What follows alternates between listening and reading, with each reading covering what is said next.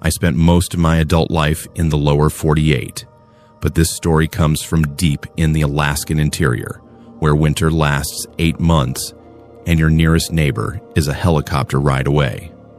This happened in the brutal winter of 1995, 80 miles northeast of Fairbanks, in a place so remote that most folks would not even consider it habitable. But for trappers like Jalen Kowalski, isolation was not just a way of life, it was a necessity. Jalen had been running trap lines in Alaska for over 20 years by the time this story takes place. She was 45 years old, tough as nails, and had survived more harsh winters than most people could imagine. She had built her reputation as one of the most reliable trappers in the region, someone who could read the wilderness like a book and survive where others would perish within days. Jalen had a partner, a man named Thomas Brennan, who had been working the adjacent territory for about 15 years. They were not romantically involved, but they had developed a deep professional relationship built on mutual respect and the understanding that in that part of Alaska, having someone you could trust might mean the difference between life and death. Their cabins were positioned about 12 miles apart, connected by a network of trap lines and marked trails that both of them knew by heart. Every 2 weeks during trapping season, they would meet at a designated midpoint to share supplies, trade information about animal movement patterns, and most importantly, to confirm that both were still alive and well. This system had worked flawlessly for over a decade, but during the winter of 1995, something went terribly wrong. The winter had been particularly harsh that year, with temperatures dropping to 60 below zero for weeks at a time. The snow was so deep that even traveling on snowshoes became treacherous, and the wildlife had become scarce. Jalen had been struggling to make her quota, but she was experienced enough to know that lean seasons were part of the territory. What concerned her more was that Thomas had missed their last 2 scheduled meetings. In 20 years of trapping, Thomas had never missed a meeting without sending word somehow, even if it meant hiking through a blizzard. When the 3rd meeting came and went without any sign of Thomas, Jalen knew she had to make the difficult journey to his cabin. The weather had been particularly brutal, with whiteout conditions and temperatures that could kill an exposed person in minutes. But the silence from Thomas was deafening, and every instinct she had developed over 2 decades in the wilderness was telling her that something was very wrong. Jalen loaded her sled with emergency supplies and made the 12-mile journey to Thomas' cabin through conditions that would have challenged even the most experienced Arctic explorers. The snow was so deep that she had to break trail the entire way, and the wind was so fierce that it felt like being sandblasted with ice crystals. By the time she reached the vicinity of Thomas' property, she was exhausted and starting to worry about her own survival. Thomas' cabin sat in a small clearing surrounded by dense spruce trees, and from a distance, everything appeared normal. Smoke was rising from the chimney, which initially gave Jalen hope that Thomas was simply ill or injured, but still managing to maintain his fire. However, as she got closer, she began to notice details that made her blood run cold.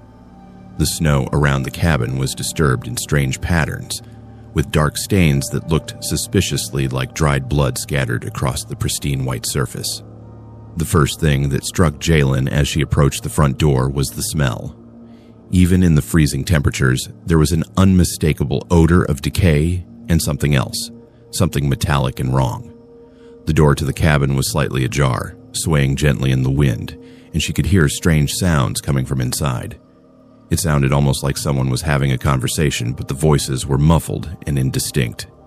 Jalen called out Thomas' name but received no response.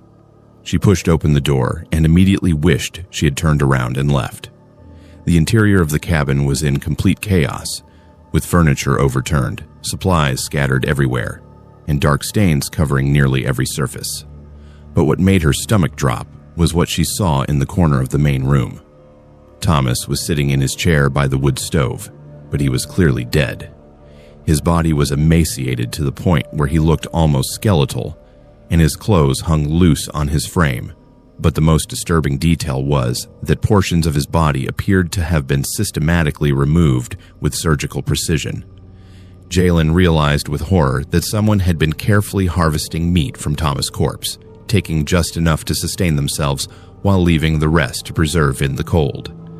The sounds she had heard from outside were coming from a battery-powered radio that was playing some distant station, creating the illusion that there was still life in the cabin.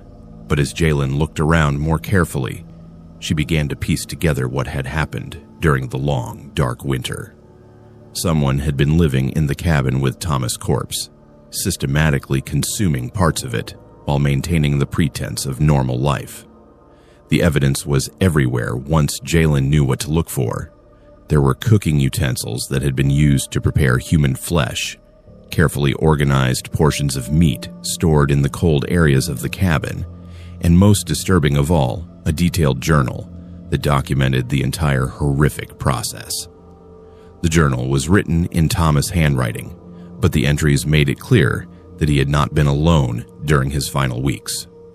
According to the journal entries, Thomas had taken in a stranded traveler during the early part of winter, a man who claimed to be a geologist whose vehicle had broken down. The entries started normally enough, with Thomas noting that he was sharing his supplies with his unexpected guest and hoping that the weather would clear enough for the man to continue his journey. But as the weeks progressed, the tone of the entries became increasingly disturbing. Thomas wrote about how his guest had become increasingly aggressive and possessive about the food supplies, rationing them in ways that seemed designed to keep Thomas weak and dependent. He described feeling constantly watched and noted that the man had begun making disturbing comments about survival and the lengths people would go to in order to stay alive. The final entries, written in an increasingly shaky hand, revealed that Thomas had become convinced that his guest intended to kill him. The last entry, dated nearly 2 months before Jalen's arrival, simply read, "He has been poisoning my food. I can barely move now. God help me. I think he intends to eat me while I'm still alive. I can hear him sharpening his knives in the other room." But the journal did not end there. In a different handwriting, clearly written by the killer, were dozens of additional entries that documented the systematic cannibalization of Thomas' body. The entries were written in a cold, clinical style that described the process of butchering human flesh, with the same attention to detail that one might use to describe preparing any other type of meat. The killer had lived in the cabin for months, carefully rationing Thomas' body while waiting for spring. Jalen realized with growing horror that the killer might still be in the area. The most recent entry in the journal was dated only 3 days earlier, suggesting that whoever had committed this atrocity was likely still nearby. She began backing toward the door, but stopped when she heard the distinctive sound of snowshoes approaching the cabin from the direction of the tree line. Through the frost-covered window, Jalen could see a figure moving through the trees with the confident gait of someone who knew the area well. The person was tall and lean, dressed in winter gear that looked expensive and well-maintained. As the figure got closer, she could see that he was carrying what appeared to be fresh game, likely a rabbit or small deer that he had trapped or hunted. Jalen made a split-second decision that probably saved her life. Instead of trying to flee, which would have left obvious tracks in the snow, she quickly moved to the back room of the cabin and hid behind an overturned bed frame. From her hiding spot, she could hear the killer enter the cabin and begin moving around with the casual familiarity of someone who had been living there for months. She listened in horror as the man began talking to Thomas' corpse, as if he were still alive, describing the game he had caught and discussing plans for the remainder of the winter. The killer had clearly lost his grip on reality, maintaining the fiction that Thomas was still his host and that their arrangement was somehow normal and consensual. Jalen remained hidden for what felt like hours while the killer prepared and cooked his meal, all the while carrying on a one-sided conversation with Thomas' remains. The smell of cooking meat filled the cabin, and Jalen had to fight the urge to vomit as she realized that the killer was likely supplementing his fresh game with portions of Thomas' body. As darkness fell, Jalen could hear the killer settling in for the night, apparently planning to sleep in the cabin as he had been doing for months. She knew that this might be her only opportunity to escape, and she began carefully making her way toward the back window of the cabin. The window was small and partially frozen shut, but she managed to force it open without making too much noise. The journey back to her own cabin was a nightmare of physical endurance and psychological terror. Jalen had to travel 12 miles through brutal conditions while constantly looking over her shoulder, terrified that the killer had discovered her escape and was following her trail. She knew that if he caught her in the open wilderness, there would be no way to call for help and no chance of survival. When Jalen finally reached her cabin, she immediately began preparing to evacuate. She packed only the most essential supplies and used her emergency radio to contact the Alaska State Troopers, providing them with the coordinates of Thomas' cabin and a brief description of what she had discovered.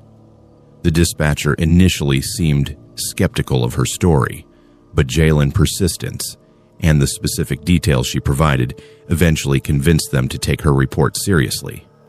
The investigation that followed revealed the full extent of the horror that had taken place in Thomas' cabin. The killer, whose real name was Michael Reeves, was arrested 3 days later when state troopers surrounded the cabin. He offered no resistance and seemed genuinely confused about why he was being arrested, maintaining that he had simply been Thomas' houseguest and that everything had been perfectly normal. The forensic investigation confirmed Jalen's worst fears. The coroner determined that Thomas had been slowly poisoned over a period of several weeks, with the killer using a combination of household chemicals and plant extracts to gradually weaken him. The systematic removal of flesh from Thomas' body had begun while he was still alive, with the killer taking small portions at a time to avoid causing immediate death. Michael Reeves was eventually diagnosed with severe psychological disorders and spent the rest of his life in a secure psychiatric facility. The investigation revealed that he had a history of similar crimes in other remote areas, always targeting isolated individuals who would not be missed for extended periods. Thomas had simply been unlucky enough to encounter him during one of the worst winters in recent memory. For Jalen, the experience fundamentally changed her relationship with the Alaskan wilderness. She continued trapping for several more years, but never again worked alone or in such remote locations. She moved her operations closer to populated areas and always maintained daily radio contact with other trappers and authorities.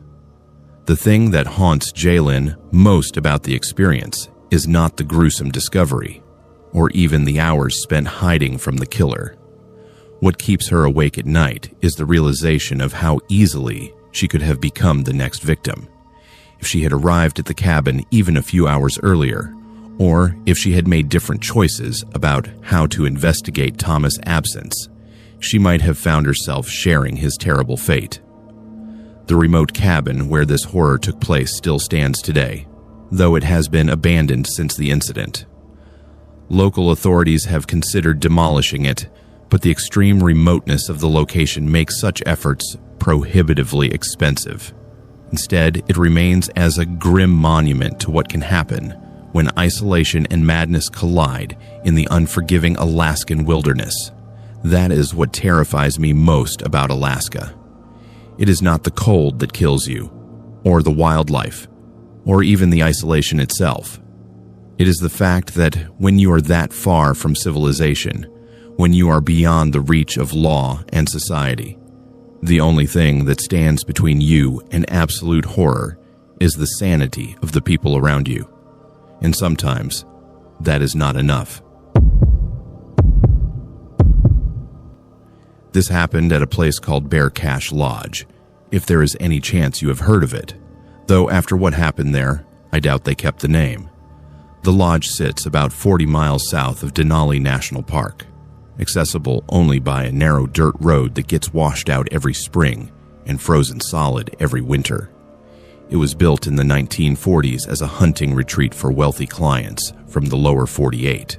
the kind of place where city folks would come to pretend they were mountain men for a week or two before returning to their comfortable lives. My name is Kalen, and I am a wildlife photographer. I have been documenting Alaska's wilderness for over 8 years, specializing in capturing images of animals in their natural habitats during the harsh winter months. In March of 2003, I was working on a series about winter survival strategies of Alaskan wildlife when I learned about Bear Cache Lodge through a contact at the National Park Service. The lodge had been abandoned for several years, but its location made it perfect for accessing some of the most pristine wilderness areas in the region. The lodge consisted of a main building with sleeping quarters for about 12 guests, a separate kitchen and dining facility, and several smaller outbuildings, including a smokehouse and equipment storage. The property was surrounded by dense forest on 3 sides, with a small lake forming the 4th boundary. When the hunting business failed in the late 1990s, the owners simply walked away, leaving everything behind. The state eventually took possession of the property, but had no immediate plans for its use. I had arranged to spend 5 days at the lodge, using it as a base camp while I photographed wildlife in the surrounding area. The Park Service contact who gave me permission to stay there mentioned that a few other photographers and researchers had used the facility over the years without any problems, though he did note that most people preferred not to stay there alone. When I asked why, he just shrugged and said that some folks found the place a bit too quiet for their liking. The drive to Bear Cache Lodge took nearly 3 hours over increasingly rough terrain. By the time I arrived, the sun was already setting behind the mountains, casting long shadows across the property. The main lodge building was larger than I had expected, a substantial log structure that would have been impressive in its heyday. However, years of neglect had taken their toll. Several windows were boarded up, the roof had missing shingles, and the entire structure had the gray, weathered look of abandoned buildings in harsh climates. I parked my vehicle near the main entrance and began unloading my equipment. The silence was immediately noticeable. In most wilderness areas, there's always some ambient sound, whether it is wind through the trees, water flowing, or the calls of birds and animals. But at Bear Cache Lodge, the silence was so complete that it felt almost oppressive. Even my footsteps on the wooden porch seemed unnaturally loud. The interior of the lodge was surprisingly well preserved. The main room featured a massive stone fireplace, comfortable seating areas, and large windows that would have provided spectacular views of the surrounding wilderness. The electricity had been shut off years ago, but the lodge was equipped with a backup generator that still functioned. I spent my first hour getting the generator running and checking that the basic systems were operational. As I was setting up my sleeping area in one of the guest rooms, I noticed something odd. Throughout the lodge, there were hunting trophies mounted on the walls, mostly deer, elk, and bear heads. But in several locations, the trophies appeared to have been moved or rearranged. The dust patterns on the walls showed clear evidence that the mounted heads had been in different positions at some point, and there were hooks and brackets that no longer held anything.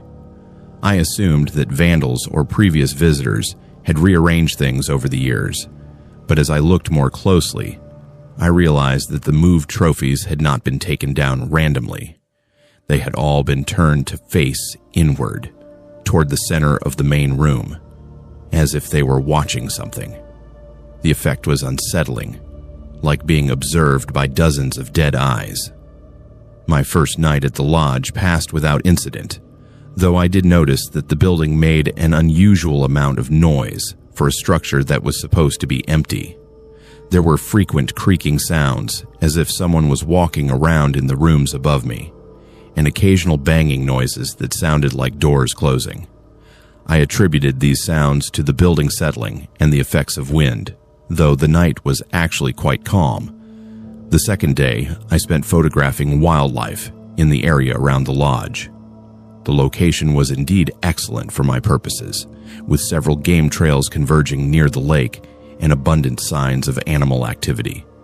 However, I noticed that while there were plenty of tracks and other evidence of wildlife, I actually saw very few animals during daylight hours.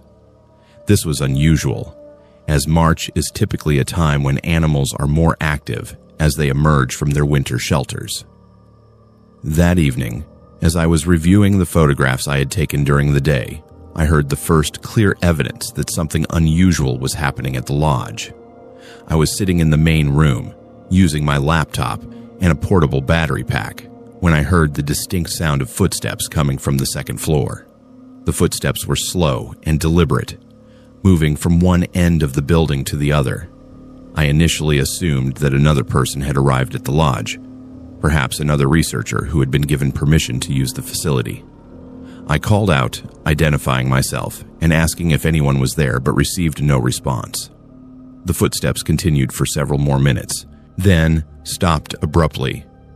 I went outside and checked the area around the lodge, but found no evidence of any other vehicles or people. Over the next hour, I heard the footsteps several more times, always following the same pattern. They would start at one end of the second floor, move slowly across the length of the building, pause for a few minutes, then return in the opposite direction. Each time I would call out, but never received any response. When I finally gathered the courage to go upstairs and investigate, I found nothing out of place. The second floor of the lodge contained 6 guest rooms and a common area with another fireplace. All of the doors were closed, and when I opened them, the rooms appeared exactly as they had when I first explored the building. There were no signs that anyone had been walking around, no footprints in the dust, and no indication of any disturbance. But as I was checking the last room, I noticed something that made my blood run cold. The room had 2 windows facing toward the forest, and in the dust on the windowsill were what appeared to be handprints.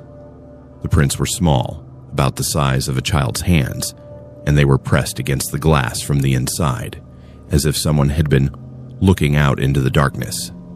I convinced myself that the handprints had been there all along, and that I simply had not noticed them during my initial exploration of the building.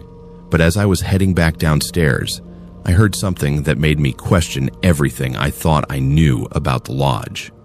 From somewhere in the building came the sound of children laughing. The laughter was faint, but unmistakable, the sound of several children playing together. It seemed to be coming from multiple directions at once, as if the children were running through different parts of the building. I stood perfectly still, listening intently, trying to determine the source of the sound. But just as suddenly as it had started, the laughter stopped, leaving only the oppressive silence that had characterized the lodge since my arrival. I spent the rest of that night sitting in the main room with my back to the fireplace, too unsettled to sleep.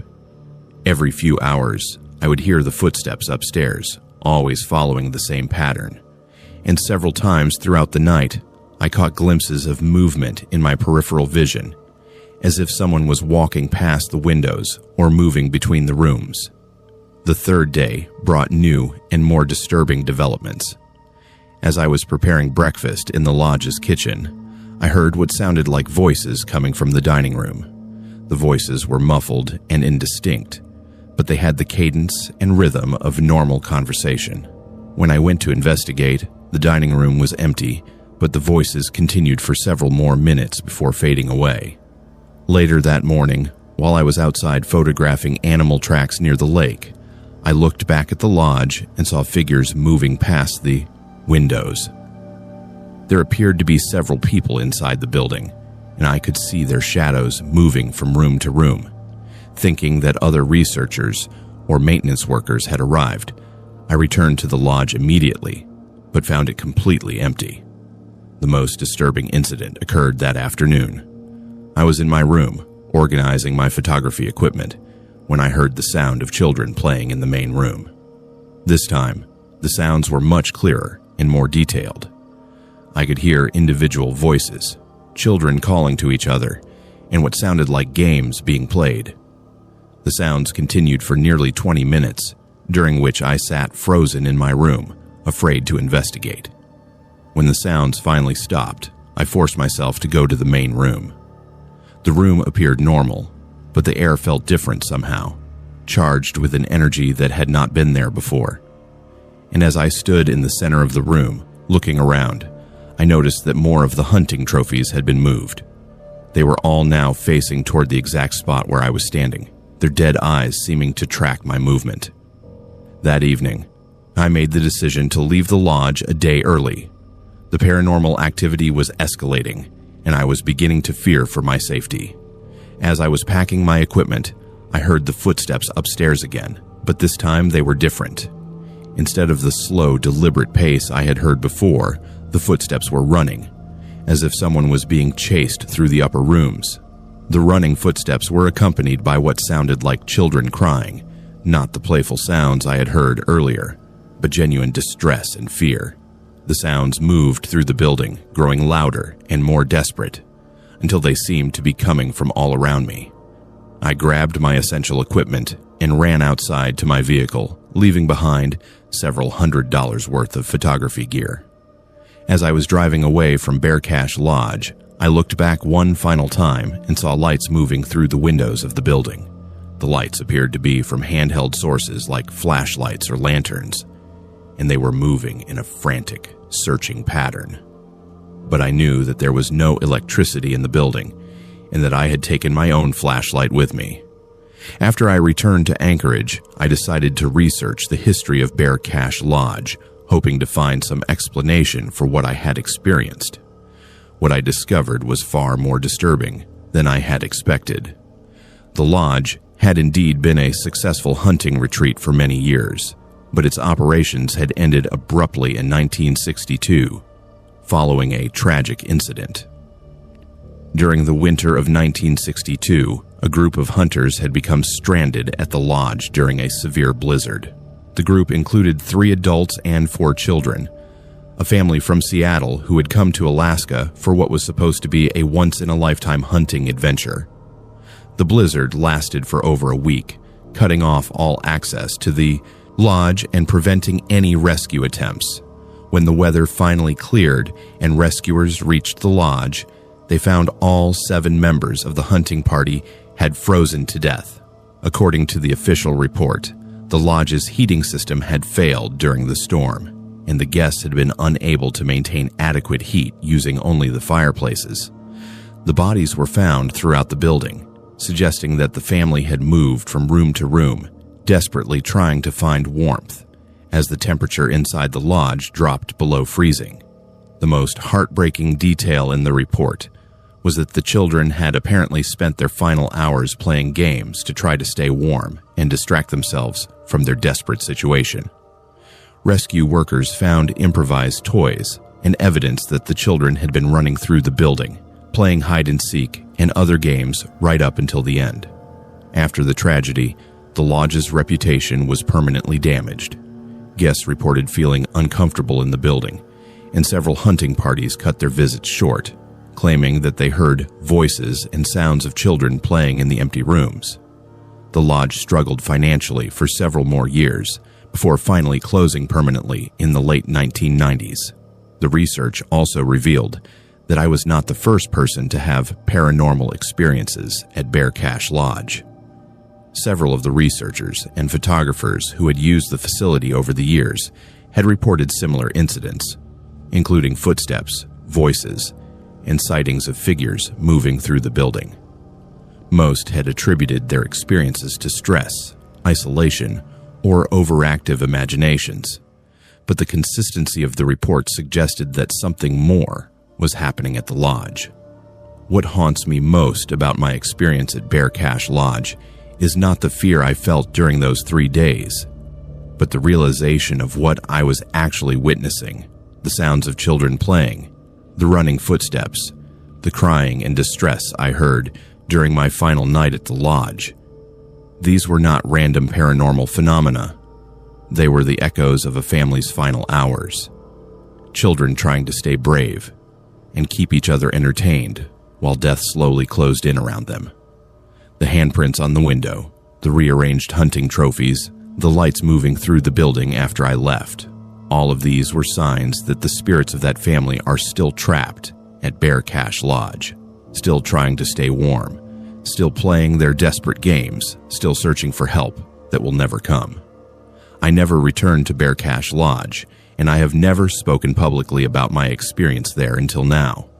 But sometimes, on quiet winter nights when the wind is howling outside my home in Anchorage, I find myself thinking about those children, wondering if they are still there, still playing their games, still waiting for someone to help them find their way home.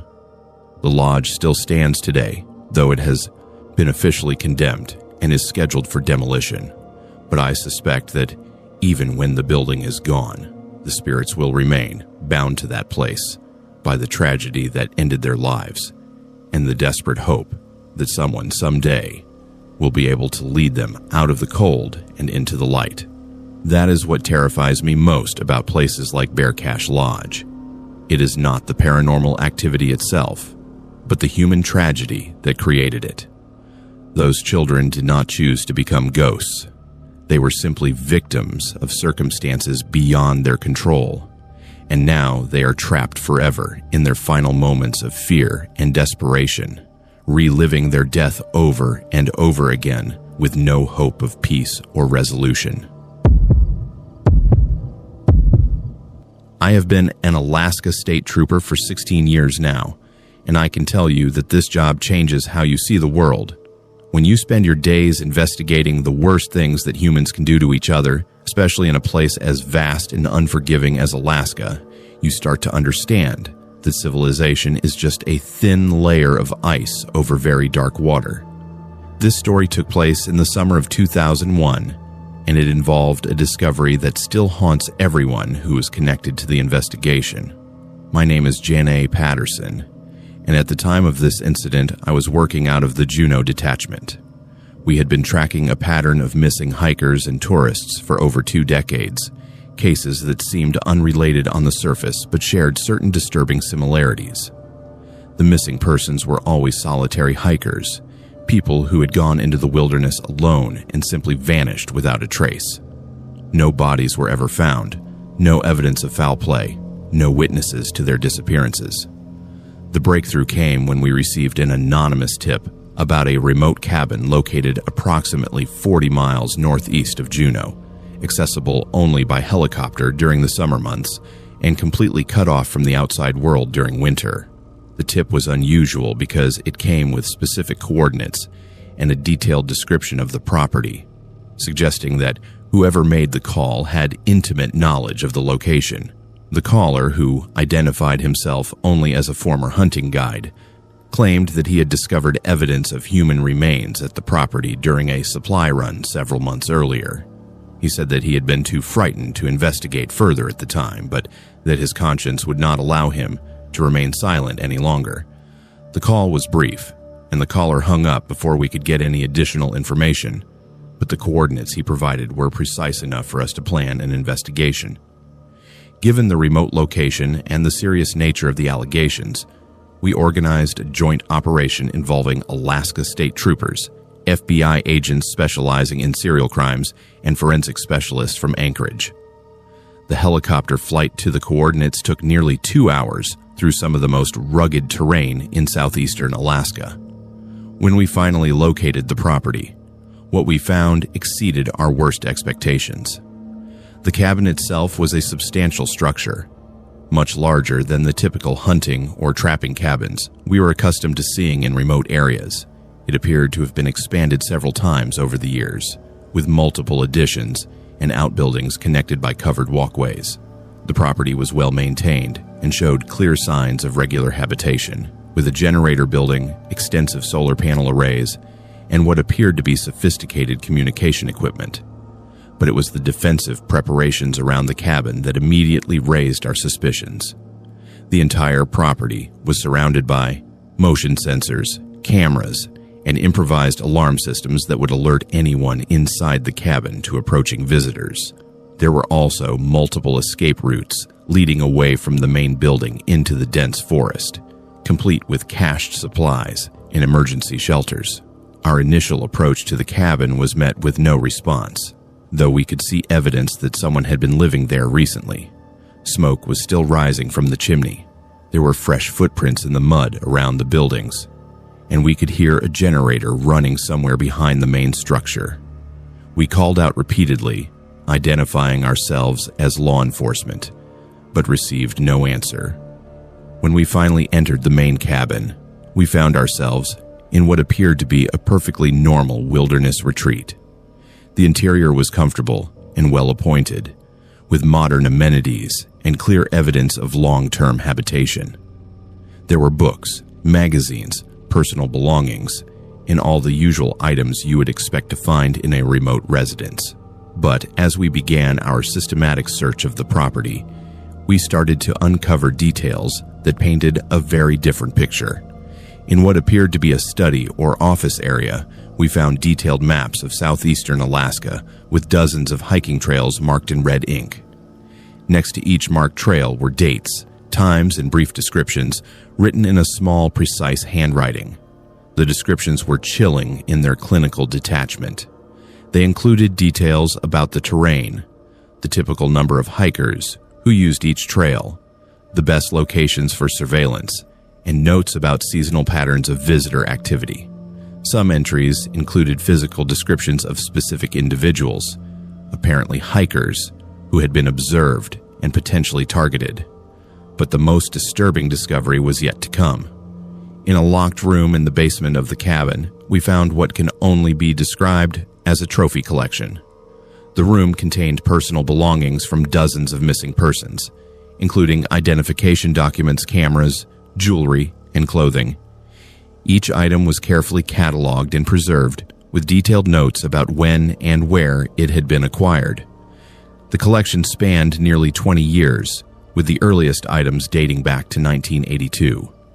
There were hiking boots from a geologist who had disappeared near Glacier Bay in 1987, a camera belonging to a photographer who had vanished while documenting wildlife in 1994, and camping equipment from a family whose disappearance had been front-page news in 1998. In total, we counted personal belongings from 47 different missing persons.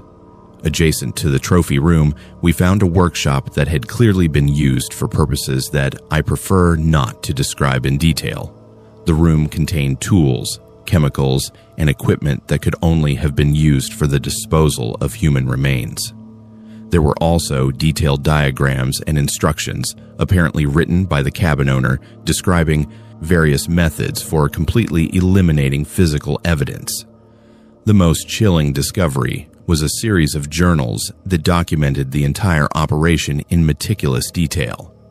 The journals were written by someone who identified himself as Michael Holbrook, and they provided a complete chronicle of nearly 2 decades of stalking, kidnapping, and murder.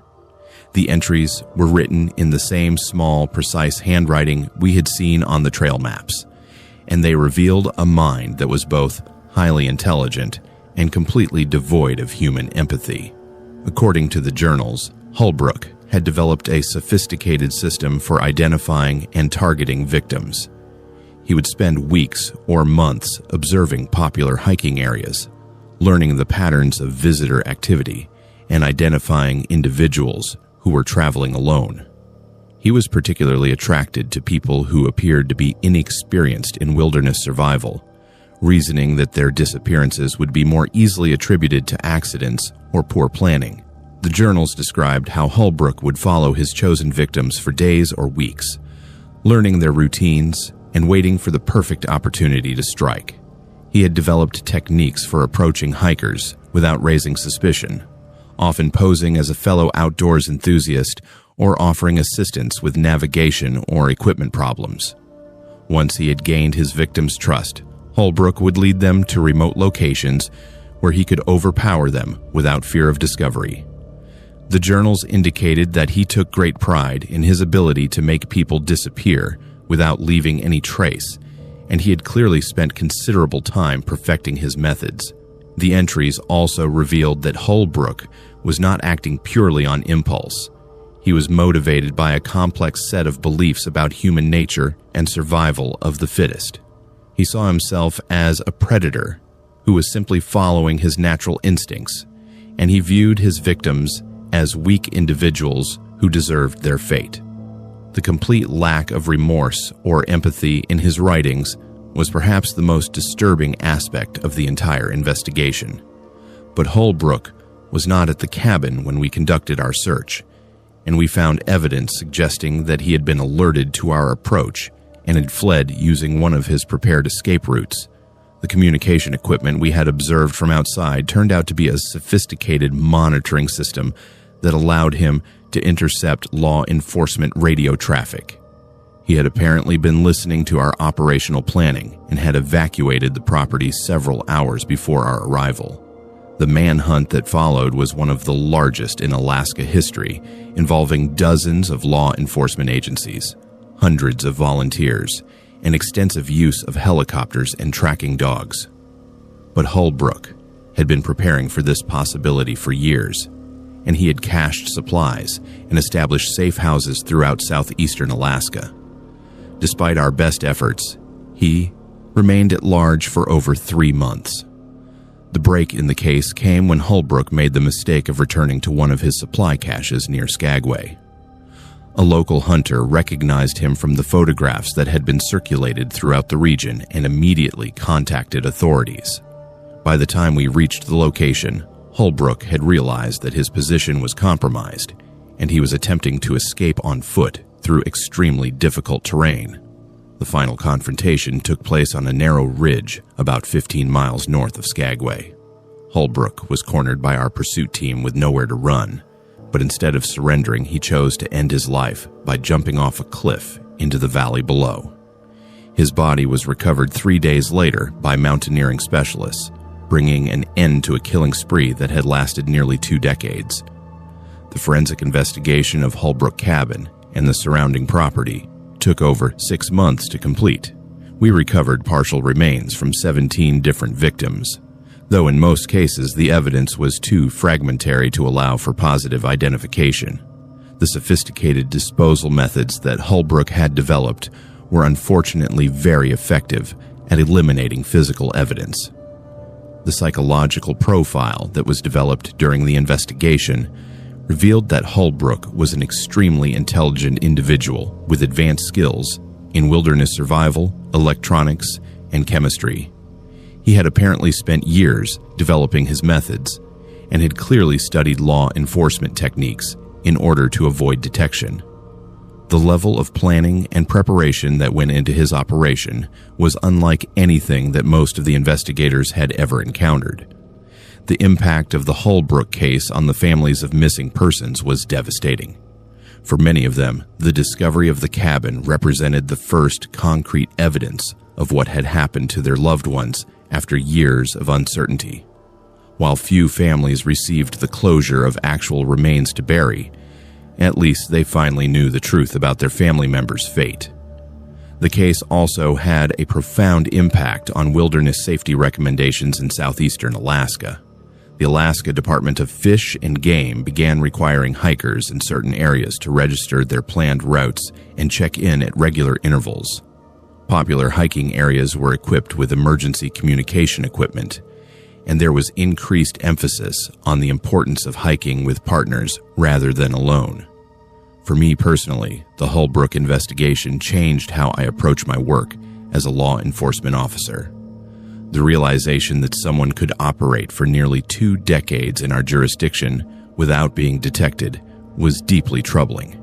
It made me understand that Alaska wilderness, for all its beauty and majesty, can also provide perfect cover for the most heinous crimes imaginable. The remote cabin where Holbrook lived and conducted his horrific activities still stands today, though it has been sealed by court order and is monitored by motion sensors connected to our dispatch center. There have been discussions about demolishing the structure, but it remains as evidence in several ongoing legal proceedings related to victim compensation and estate matters. What haunts me most about the Holbrook case is not the violence itself, but the cold, calculating nature of his operation. This was not a crime of passion or a momentary lapse in judgment. It was a carefully planned and executed campaign of terror that lasted for decades. The journals we found revealed a mind that had completely abandoned any connection to human decency. Someone who had become something less than human. Alaska wilderness is vast enough to swallow entire cities without a trace. and remote enough that someone like Michael Holbrook can operate for decades without detection. The thought that there might be others like him out there, living in isolation and preying on innocent people, is something that every law enforcement officer in this state has to live with every single day. We had been tracking missing hikers for decades, but we never expected to find them all in one place. The Holbrook cabin represented the final chapter for 47 families who had been searching for answers, and the beginning of a new understanding of just how dangerous Alaska wilderness can be for those who venture into it alone. Some places in Alaska do not have names because they are not meant to be found. This story takes place in one of those forgotten corners of the state, a valley so remote that it does not appear on any official maps, and can only be reached by helicopter during a brief window in late spring when the weather conditions align perfectly. The valley sits somewhere in the interior, surrounded by peaks that rise over 10,000 feet, and accessible only through a narrow pass that is blocked by snow 9 months of the year. My name is Jaz Lynn, and I am a geology doctoral student at the University of Alaska Fairbanks. In the summer of 2004, I was part of a 4-person research team investigating mineral formations in remote Alaskan valleys. Our team consisted of myself, Dr. Marcus Reed, who was our lead researcher, and my advisor, Sarah Chen, who was a graduate student specializing in geochemistry, and Tom Valdez, who served as our equipment specialist and safety coordinator. We had been contracted by a mining exploration company to conduct preliminary geological surveys in several unnamed valleys that satellite imagery had identified as potentially containing valuable mineral deposits. The work was routine, the kind of field research that graduate students in geology programs across the country conduct every summer. What made this assignment unusual was the extreme isolation of our research locations and the fact that we would be completely cut off from outside communication for extended periods. The valley where this incident occurred was designated as Site 7 on our research schedule. The helicopter pilot who transported us there, a veteran Alaskan bush pilot named Carl Morrison, seemed unusually reluctant to leave us at the location. He walked around our base camp twice, checking our equipment and communication gear with more attention than he had shown at our previous research sites. As he was preparing to depart, Morrison pulled Dr. Reed aside for a private conversation that lasted several minutes. I could not hear what they discussed, but I noticed that Morrison kept pointing toward different areas of the valley and shaking his head. When he finally departed, Dr. Reed seemed troubled, but would not tell us what the pilot had said. Our base camp was located in a natural clearing near the center of the valley, surrounded by dense stands of spruce and birch trees. The research cabin we erected was a prefabricated structure designed for extreme weather conditions, equipped with everything we needed for a 2-week stay, including sleeping accommodations, laboratory equipment, and emergency supplies. The geological formations in the valley were unlike anything I had encountered during my academic career. The rock structures seemed to follow patterns that defied conventional understanding of how geological processes typically work in Alaska. There were mineral veins that appeared to spiral through the bedrock in perfect mathematical curves, and crystal formations that seemed to have grown in defiance of normal gravitational and chemical processes. But it was not the unusual geology that first alerted us to the fact that something was wrong in the valley. It was the complete absence of wildlife.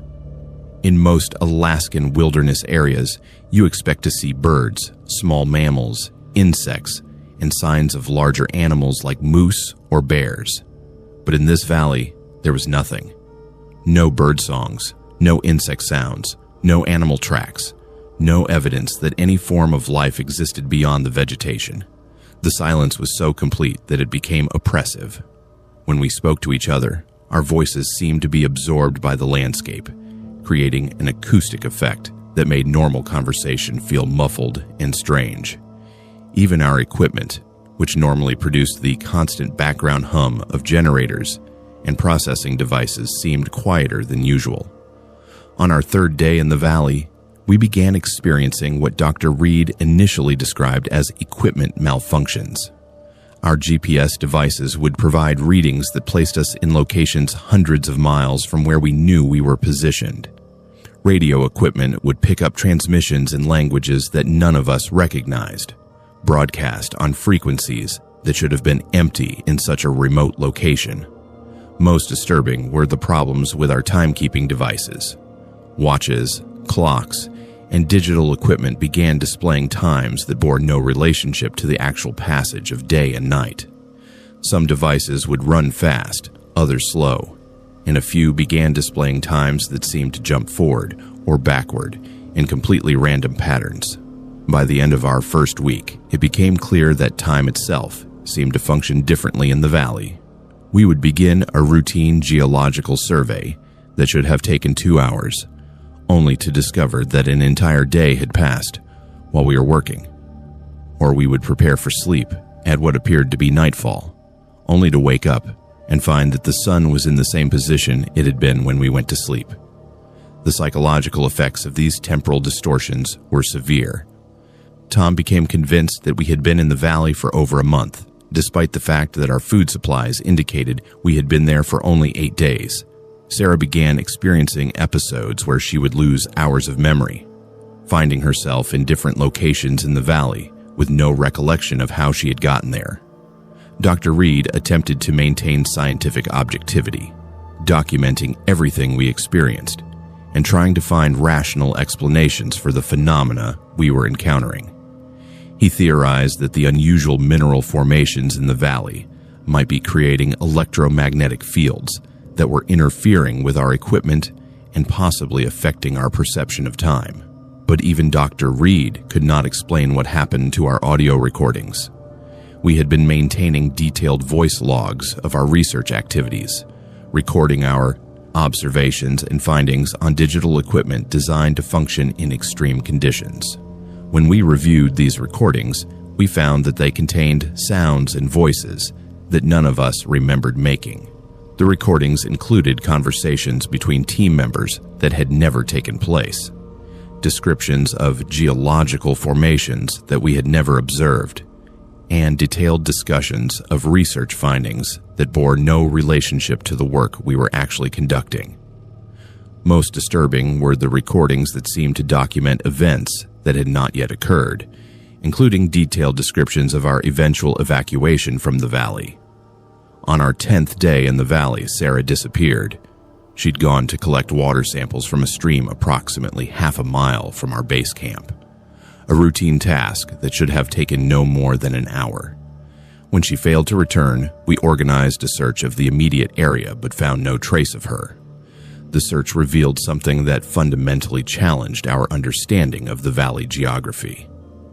The stream where Sarah had gone to collect samples did not exist. Despite the fact that all of us clearly remembered the stream, despite the fact that we had detailed maps showing its location, and despite the fact that we had collected samples from it on multiple previous occasions, there was no stream in that location. We expanded our search to cover the entire valley, but found no trace of Sarah or any indication of where she might have gone. The vegetation in the area where the stream should have been located showed no signs of disturbance, and there were no animal tracks or human footprints to suggest that anyone had ever been in that location. Tom began to break down psychologically. He became convinced that Sarah had never existed, that she had been a shared hallucination created by whatever forces were affecting our perception in the valley. He spent hours reviewing our documentation and photographs, pointing out inconsistencies in our records, and arguing that our memories of Sarah were false. Dr. Reed and I found evidence that supported Tom's concerns. Photographs that we clearly remembered taking with Sarah in them showed only 3 people. Equipment logs that should have recorded her activities showed no trace of her involvement in our research. Even our food consumption records indicated that only 3 people had been eating from our supplies. On our 12th day, we discovered something that convinced us we needed to evacuate the valley immediately. While conducting a geological survey in the northern section of the valley, we found a research camp that appeared to be identical to our own.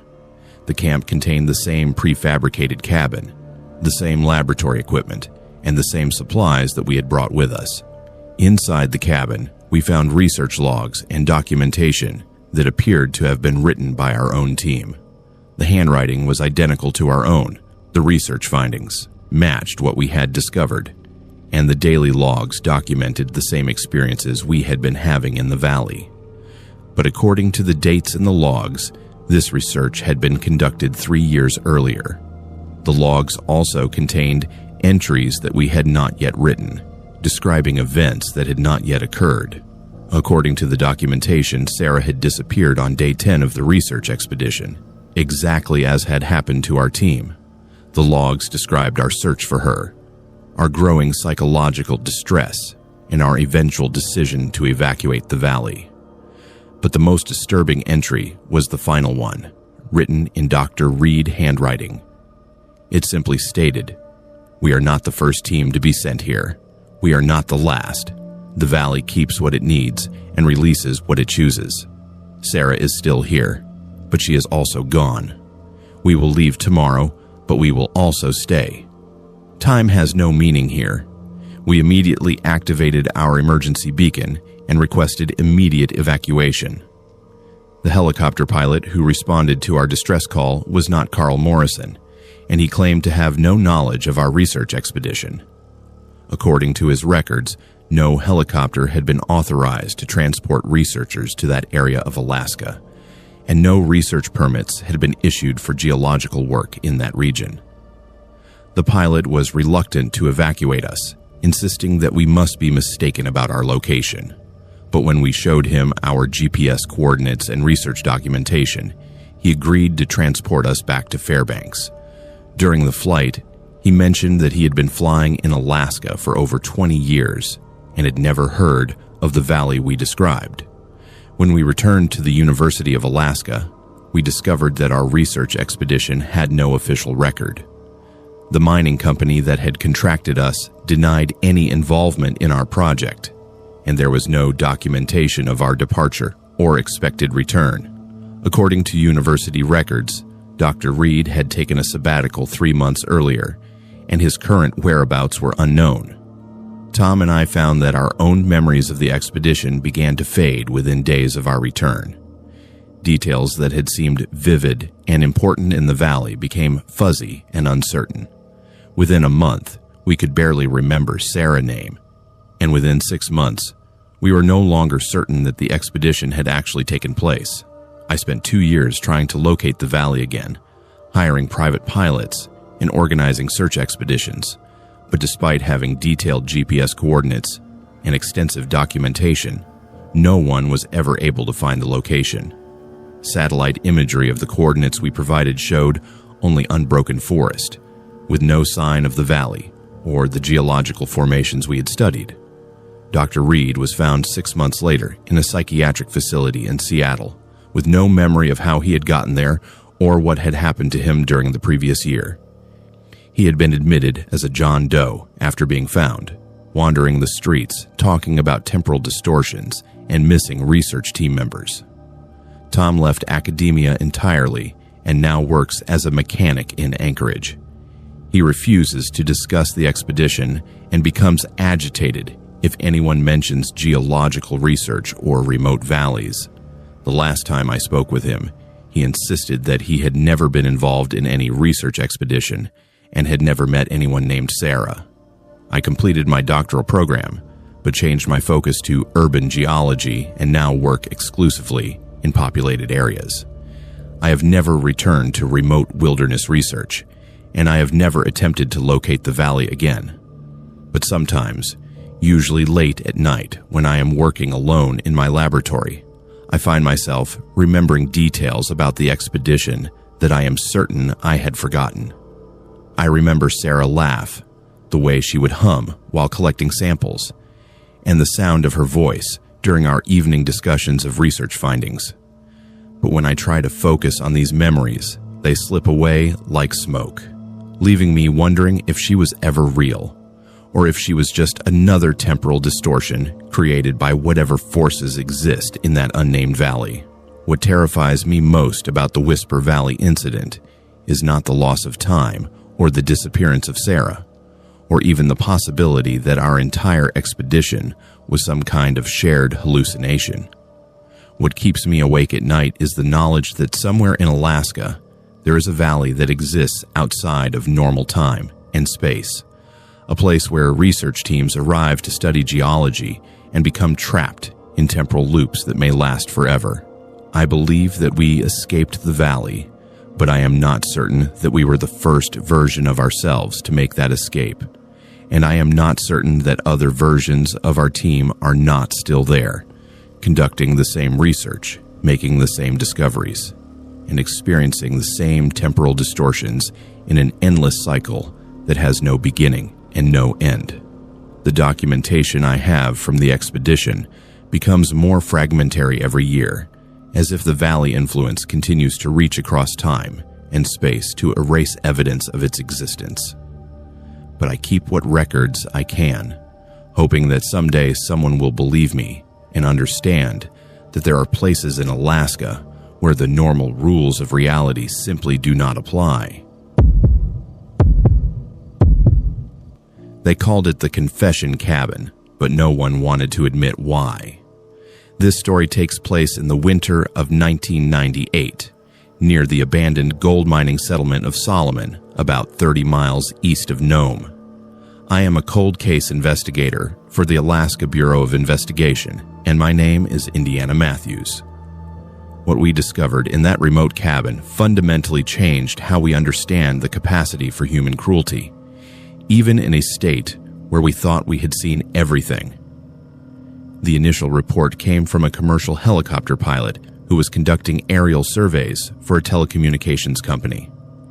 He spotted what appeared to be a well-preserved mining aerostructure in an area that, according to his maps, should have been completely uninhabited. The building was substantial enough to suggest permanent settlement, but there were no records of any active claims or recent habitation in that specific location. The pilot, Robert Cruz, reported seeing smoke rising from the cabin chimney and what appeared to be recently cleared pathways in the snow around the structure. Given the remote location and the fact that winter temperatures in that area regularly dropped to 40 below zero, any human habitation would have been noteworthy enough to investigate. Our initial approach to the site was delayed by severe weather conditions that made helicopter access impossible for over 2 weeks. By the time we were able to organize an investigative team and reach the location, the cabin appeared to be abandoned. There was no smoke from the chimney, no signs of recent activity, and the snow around the building showed no evidence of human presence. The cabin itself was a remarkable example of frontier construction built from massive logs that had been precisely fitted and chinked with a mixture of clay and moss that had kept the structure weatherproof for decades. The building consisted of a main room with a large stone fireplace, a smaller sleeping area, and a root cellar that extended deep into the permafrost. What immediately struck us as unusual was the level of preservation inside the cabin. Most abandoned mining aerostructures in Alaska show significant deterioration from decades of harsh weather, but this building appeared to have been maintained until very recently. The furnishings were intact. There were adequate supplies of preserved food, and the heating system was in working condition. But it was what we found in the root cellar that transformed a routine investigation into one of the most disturbing cases in Alaska law enforcement history. The cellar contained the frozen remains of 11 men, all showing evidence of violent deaths. The bodies were arranged in a systematic fashion, each positioned as if they were sitting around a table in the center of the underground room. The preservation provided by the permafrost was so complete that we were able to determine not only the cause of death for each victim, but also to recover detailed physical evidence that revealed the horrific circumstances of their final hours. Each man had been severely beaten before death, with injuries consistent with prolonged torture rather than quick execution. More disturbing than the physical evidence were the written confessions we found with each body. Every victim had been forced to write detailed accounts of crimes they had allegedly committed, confessions that became increasingly desperate and incoherent as the documents progressed. The handwriting showed clear evidence of physical distress, with letters becoming increasingly shaky and irregular. The confessions described a wide range of criminal activities, from theft of mining equipment to assault and murder. But forensic analysis of the documents revealed that most of the confessions had been coerced, with evidence suggesting that the victims had been tortured until they agreed to admit to whatever crimes their captor demanded. The perpetrator of these atrocities was identified through documentation found in the main room of the cabin.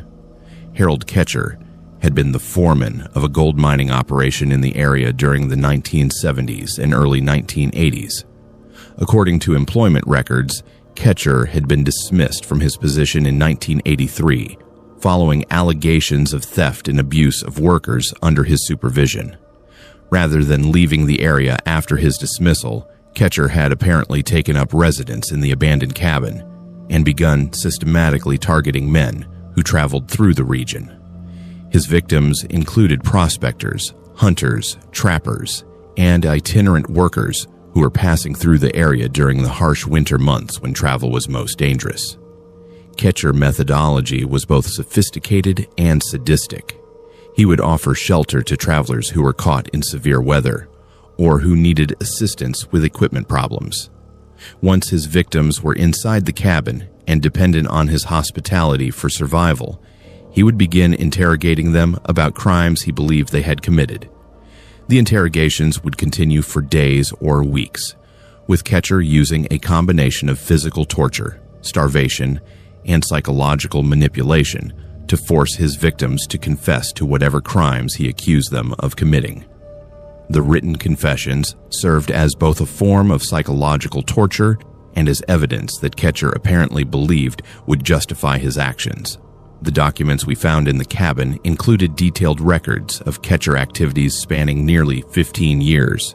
He had kept meticulous records of each victim, including their names, backgrounds, the crimes he believed they had committed, and the methods he had used to extract their confessions. The clinical nature of his documentation suggested a mind that had completely lost touch with normal human morality. But perhaps the most disturbing aspect of the case was the discovery that Ketcher had apparently viewed himself as a legitimate authority figure, dispensing justice in a region where formal law enforcement was effectively non-existent. His writings revealed that he believed he was performing a necessary service by extracting confessions from criminals and punishing them for their crimes. The psychological evaluation that was conducted during the investigation suggested that Ketcher had developed a complex delusional system that allowed him to justify his actions as law enforcement rather than murder. He had created an elaborate set of rules and procedures for his interrogations, complete with formal charges and sentencing guidelines that he had apparently developed himself. The search for Ketcher himself proved to be more complex than anticipated. When we initially searched the cabin, we found evidence suggesting that he had evacuated the premises recently, possibly alerted by the helicopter activity in the area. But as our investigation progressed, we began to uncover evidence that suggested Ketcher might have been operating from multiple locations. We discovered supply caches and temporary shelters throughout the region, all showing signs of recent use and containing evidence linking them to Ketcher activities. The scope of his operation was far larger than we had initially realized, encompassing an area of several hundred square miles and potentially involving dozens of additional victims.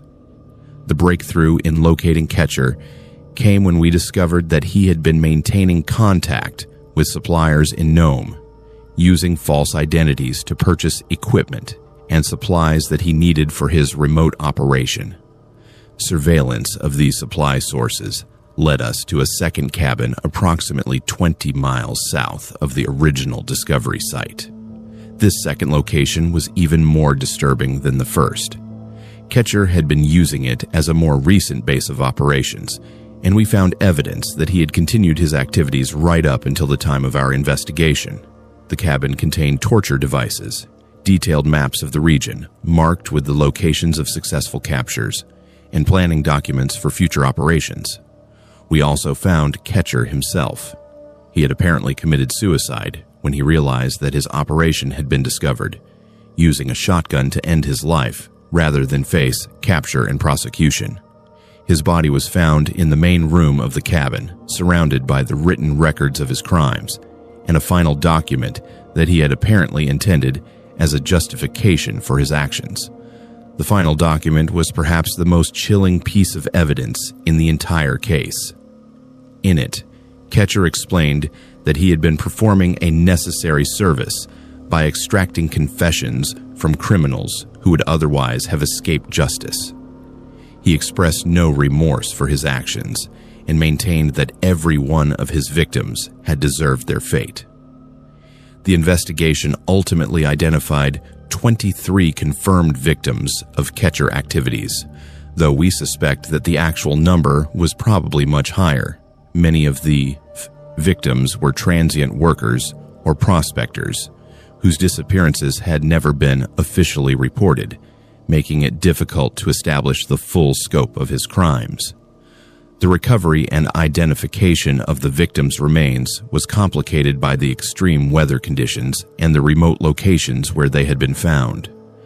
Several bodies had to be left in place until spring, when weather conditions would allow for proper forensic examination and removal. The psychological impact of the Ketcher case on the investigators involved was severe and long-lasting. The systematic nature of his crimes, the detailed documentation of his torture methods, and the complete absence of remorse or recognition of wrongdoing created a type of horror that was difficult for experienced law enforcement officers to process. For me personally, the Ketcher case represented a fundamental challenge to my understanding of human nature.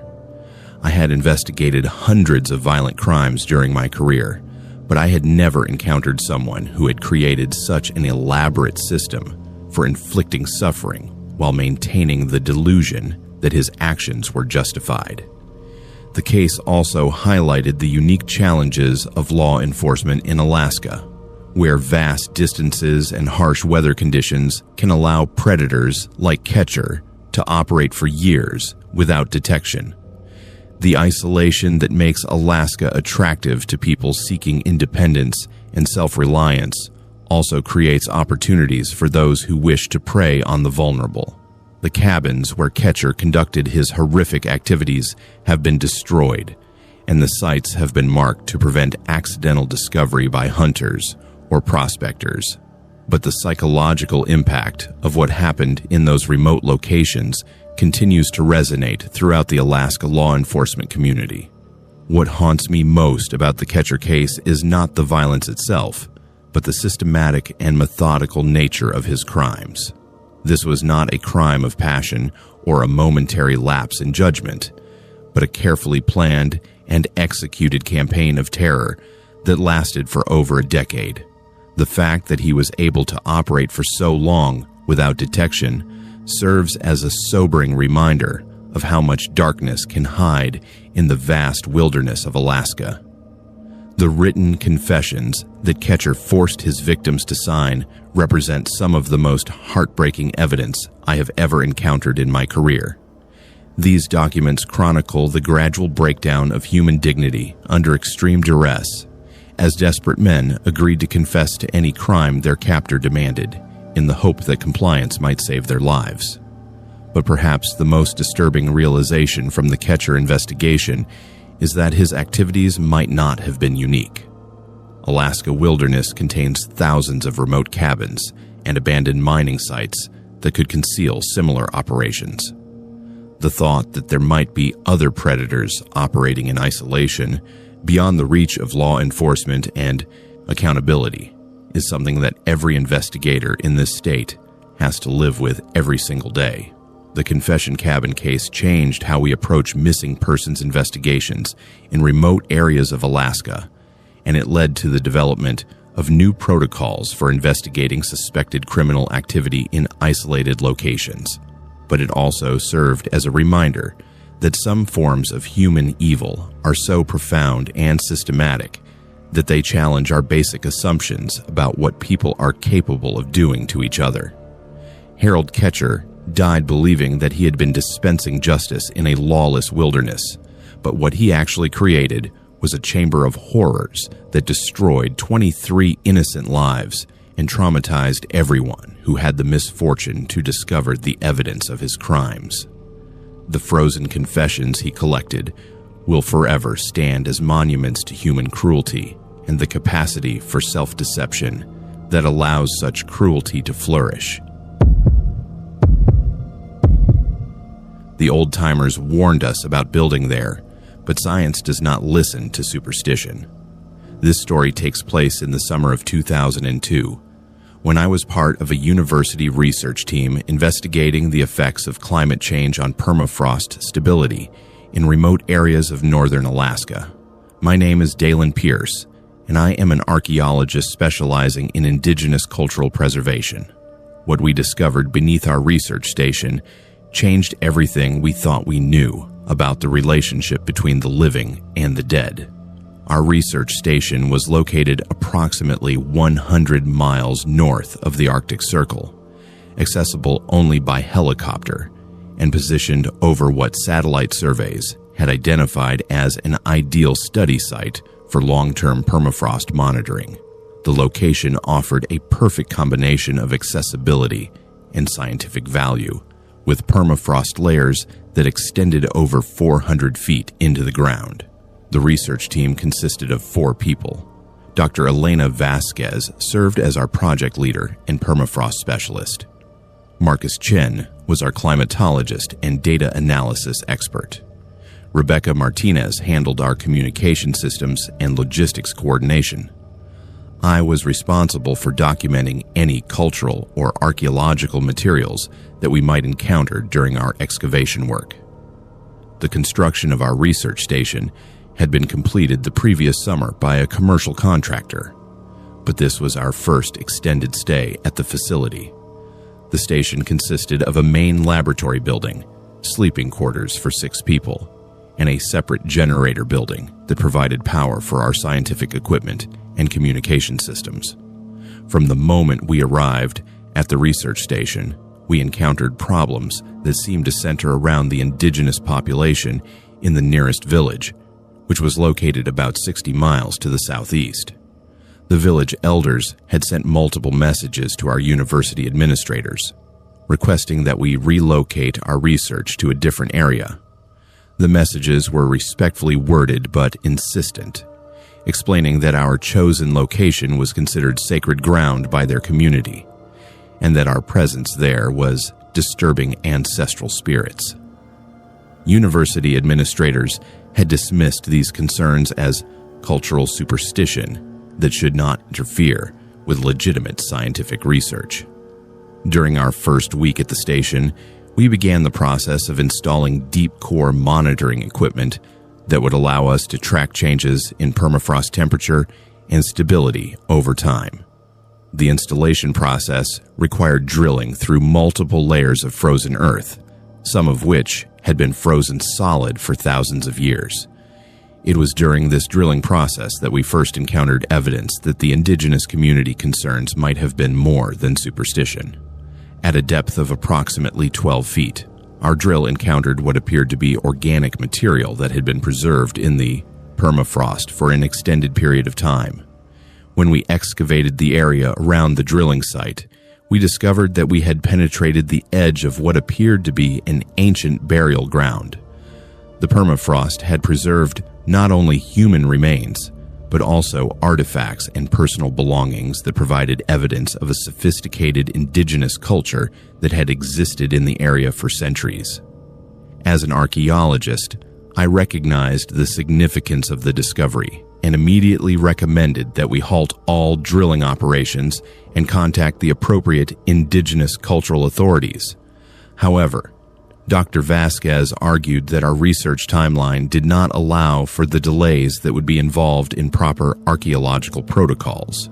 Against my strong objections, the team decided to continue with the installation of monitoring equipment, while I documented the cultural materials that we encountered. This decision proved to be a catastrophic mistake that would have consequences none of us could have anticipated. The first indication that we had made a serious error came on our 5th night at the research station. All of us were awakened around 3 a.m. by what sounded like voices coming from beneath the floor of our main laboratory building. The voices were faint, but clearly audible, speaking in what appeared to be an indigenous language that none of us recognized. Initially, we attributed the sounds to problems with our communication equipment, or possibly to radio transmissions from distant sources that were being somehow conducted through the metal framework of our building. However, when we shut down all of our electronic equipment, the voices continued, growing slightly louder and more distinct. Dr. Vasquez suggested that the sounds might be caused by the settling of the building as the permafrost around our foundation adjusted to the presence of our heated structures. But as we listened more carefully, it became clear that what we were hearing were actual human voices engaged in what sounded like conversation, or possibly some type of ceremonial chanting. Over the next several days, the voices became a regular occurrence, typically beginning around midnight and continuing until dawn. The sounds seemed to be coming from directly beneath the locations where we had drilled through the permafrost, suggesting some connection between our excavation work and the acoustic phenomena we were experiencing. But the voices were only the beginning of our problems. On our 8th day at the research station, Rebecca reported that our communication equipment was receiving transmissions in the same indigenous language we had been hearing beneath the building. The transmissions came through clearly on multiple frequencies, but they did not appear to be originating from any identifiable source. When we contacted the nearest village to inquire about possible radio transmissions in their area, the village communication coordinator told us that they had no active radio equipment and that no one in their community had been attempting to contact our research station. More disturbing was his response when we described the voices we had been hearing. He asked us to stop drilling immediately and to leave the area as quickly as possible. The most unsettling aspect of our situation was that the voices beneath our building seemed to be responding to our daily activities. When we worked late in the laboratory, the voices would become more agitated and intense.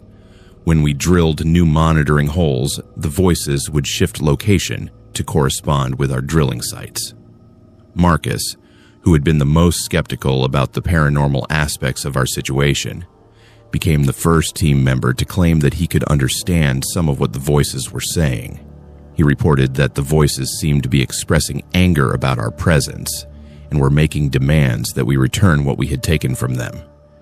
This claim seemed impossible since Marcus had no knowledge of any indigenous languages, and the voices were speaking in what appeared to be a dialect that was not currently used by any living community. However, his translations of the voices proved to be disturbingly accurate when we later consulted with indigenous language experts. On our 10th day at the research station, the situation escalated dramatically. Rebecca disappeared during what should have been a routine equipment check outside the main laboratory building. She had gone outside to adjust our satellite communication antenna, a task that normally took no more than 15 minutes, but she never returned.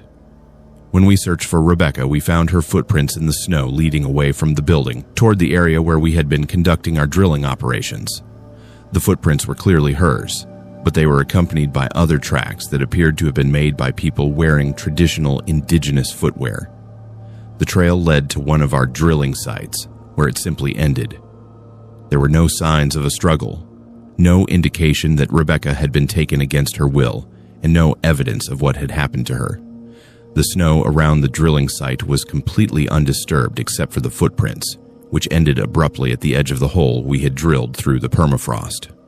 Dr. Vasquez immediately activated our emergency beacon, and requested immediate evacuation. However, the helicopter pilot who responded to our distress call reported that he could see our research station from the air, but that all of the buildings appeared to be empty.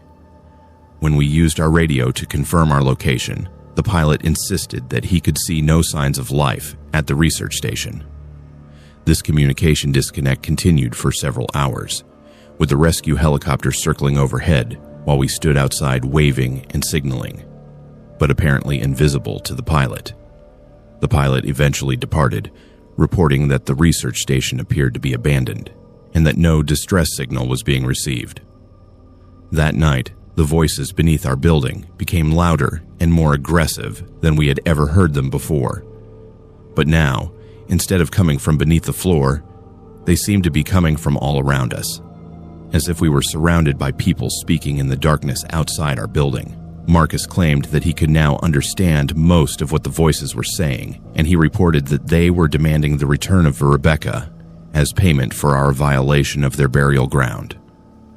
According to his translation, the voices were offering to exchange Rebecca for one of the remaining team members who would stay behind permanently.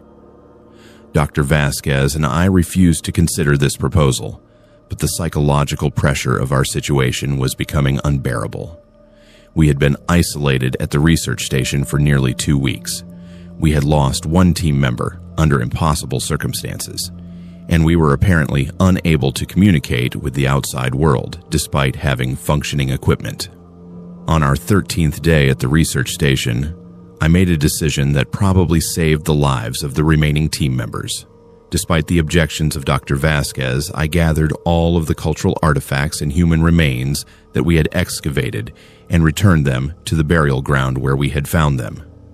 The process of returning the artifacts took most of the day, and it required us to approach the drilling sites where Rebecca had disappeared. As we worked, the voices seemed to grow quieter and less agitated, until by late afternoon, they had stopped completely.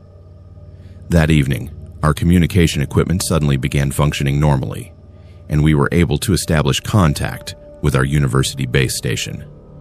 When we requested immediate evacuation, the base station coordinator reported that they had been trying to reach us for over a week without success, and that they had been preparing to send a search and rescue team to our location.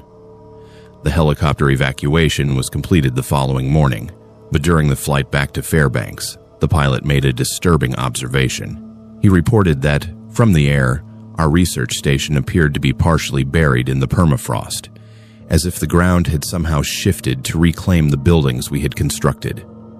When we returned to the university and reported our experiences, the administration initially dismissed our account as the result of isolation-induced stress and possible carbon monoxide poisoning from our generator.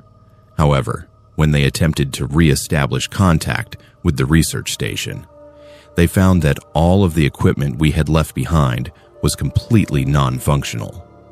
A follow-up expedition conducted the following summer found that our research station had been completely destroyed, not by weather or vandalism, but by what appeared to be subsidence of the permafrost that had literally swallowed the buildings. Rebecca's body was never found, and no trace of her remains has ever been discovered despite extensive searches of the area. The indigenous community that had tried to warn us about building on their ancestral burial ground eventually agreed to speak with university investigators about our experience. The village elders confirmed that the area we had chosen for our research station was indeed sacred ground, where their ancestors had been buried for many generations. According to their oral traditions, the spirits of the ancestors were protective of their burial place and would not tolerate disturbance by outsiders. The elders also confirmed that people who violated the burial ground would sometimes be taken by the spirits as compensation for the disruption they had caused. For me personally, the Permafrost Voices incident ended my career in archaeological research. I could not continue working in a field that had brought me into contact with forces that I did not understand and could not control.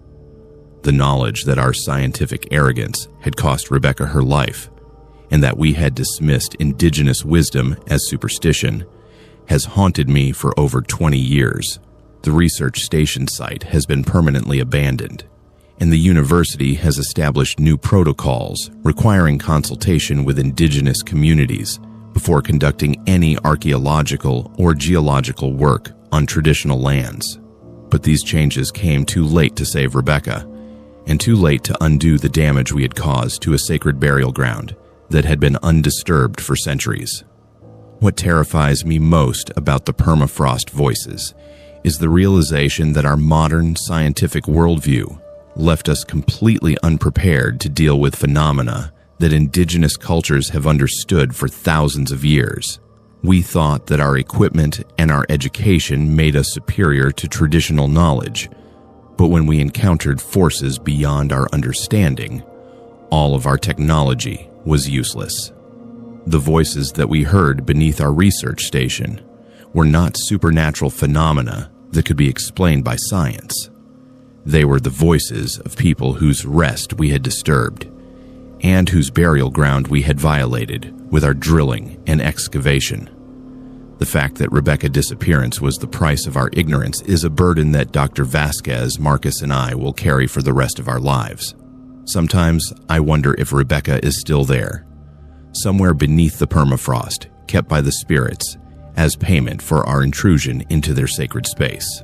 The thought that she might be conscious and aware, trapped in the frozen ground for eternity, is what keeps me awake at night, and what has made it impossible for me to ever return to the work I once loved. I have flown over every square mile of Alaska, but some places exist that are not on any map.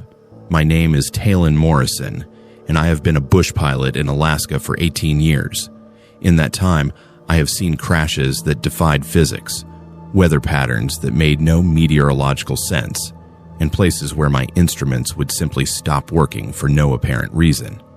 But nothing prepared me for what happened during the winter of 2005, when I lost 7 days of my life and gained memories that I wish I could forget. The flight started as a routine supply run from Fairbanks to a remote mining operation near the Yukon border. It was late February, and the weather conditions were marginal but flyable. I had made this particular run dozens of times before, carrying everything from food supplies to replacement parts for heavy equipment. The mining company paid well for reliable service, and I had built my reputation on being able to reach locations that other pilots considered too dangerous or remote. My aircraft was a de Havilland Beaver, perfectly suited for the kind of short field operations that Alaska bush flying requires. The plane was equipped with all the standard survival gear, emergency beacon, and enough supplies to survive for several days if I was forced down in the wilderness. I had filed a flight plan with flight service and was expected to return to Fairbanks by late afternoon. The first indication that something unusual was happening came about halfway through my flight, when my GPS system began showing erratic readings. Instead of displaying my actual position, the unit was showing coordinates that placed me hundreds of miles from my known location. I initially attributed this to equipment malfunction and switched to backup navigation using my compass and dead reckoning. But then my compass began behaving strangely as well. The needle would swing wildly from one direction to another, never settling on a consistent heading. My radio equipment was picking up transmissions that seemed to be coming from sources that should have been well beyond my reception range, including what sounded like military communications in languages I did not recognize. As I continued toward my destination, the landscape below began to look unfamiliar, despite the fact that I had flown this route many times before. The mountain peaks and river valleys that I used as navigation landmarks were in the wrong positions, and I began to see geographical features that I was certain had never been there during my previous flights.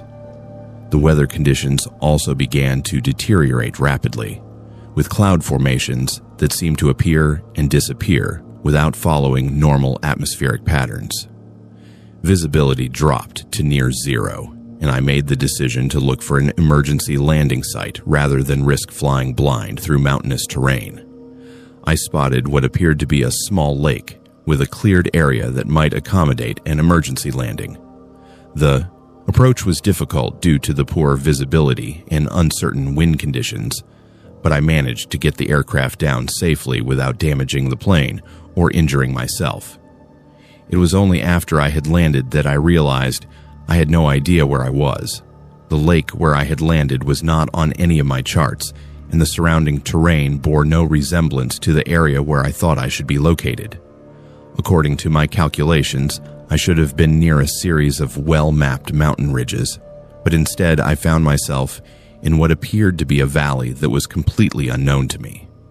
Near the shore of the lake was a small emergency shelter cabin, the kind that the Federal Aviation Administration maintains in remote areas for pilots who are forced down by weather or mechanical problems. The cabin was well stocked with emergency supplies, and I decided to wait there until the weather cleared enough for me to determine my actual location and plan a safe departure. Inside the cabin, I found the standard emergency equipment along with a logbook where previous users were supposed to record their visits. When I opened the logbook to make my own entry, I discovered something that made no sense. The most recent entry was dated 3 weeks in the future, apparently written by me, describing my departure from this same cabin after a week-long stay. The handwriting was unmistakably mine, and the entry described events and experiences that I had no memory of, but which were written in my distinctive style. According to this future entry, I had spent 7 days at the cabin waiting for weather conditions to improve, and I had experienced a series of increasingly disturbing incidents during my stay. The entry described how I had begun hearing voices outside the cabin during the night, speaking in a language I did not recognize but somehow understood. It detailed how I had found strange symbols carved into the trees around the cabin, symbols that seemed to change position when I was not looking directly at them. Most disturbing of all, it described how I had begun performing ritualistic behaviors that I had no conscious memory of planning or executing. I convinced myself that someone else had been using my name and attempting to create some kind of elaborate hoax, but as I examined the handwriting more closely, I had to admit that every detail of the penmanship was exactly consistent with my own writing, including minor quirks and characteristics that would have been nearly impossible to forge. That first night at the cabin, I experienced exactly the phenomena that were described in the mysterious logbook entry. I heard voices outside speaking in an unknown language that I somehow understood. Though I could not explain how this was possible, the voices seemed to be giving me instructions telling me to perform specific actions that made no logical sense. Despite my conscious resistance to these instructions, I found myself following them precisely. I would find myself outside the cabin in the middle of the night, arranging stones in geometric patterns around the perimeter of the clearing. I would discover that I had carved symbols into the wooden walls of the cabin, symbols that were identical to those described in the logbook entry that was supposedly written by my future self.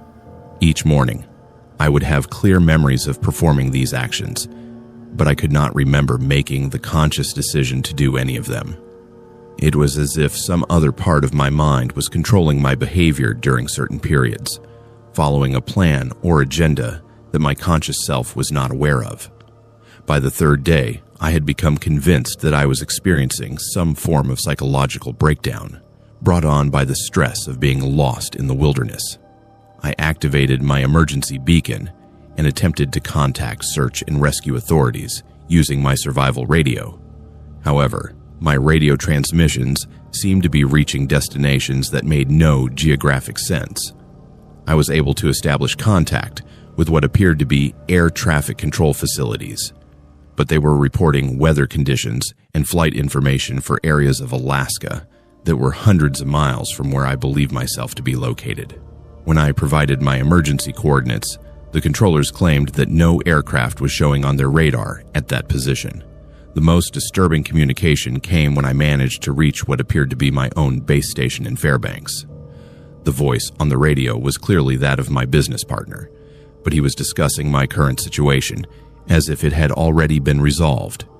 He referred to my return from the emergency landing, described debriefing sessions that had not yet taken place, and mentioned details about my experience that I had not yet told anyone.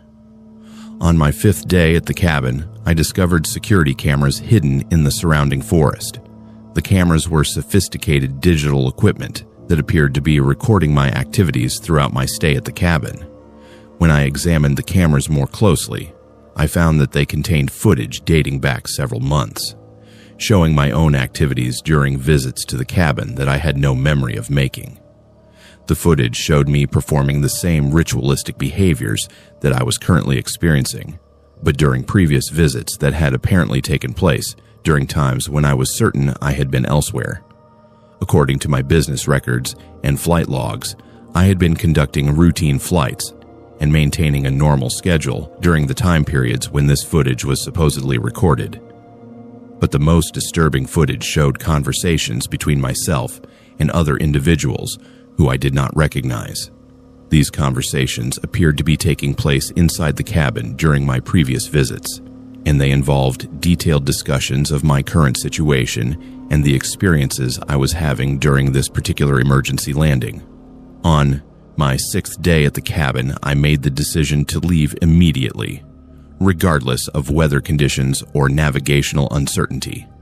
I prepared my aircraft for departure and attempted to take off from the lake surface, but found that my engine would not start despite the fact that it had been running normally when I landed.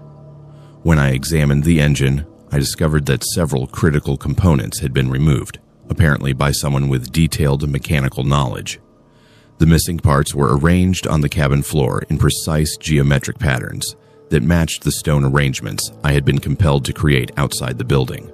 I spent that final night at the cabin in a state of growing panic, convinced that I was trapped in some kind of elaborate psychological experiment, or that I was experiencing a complete mental breakdown. The voices outside became more insistent and demanding, and I found myself following their instructions with less and less conscious resistance.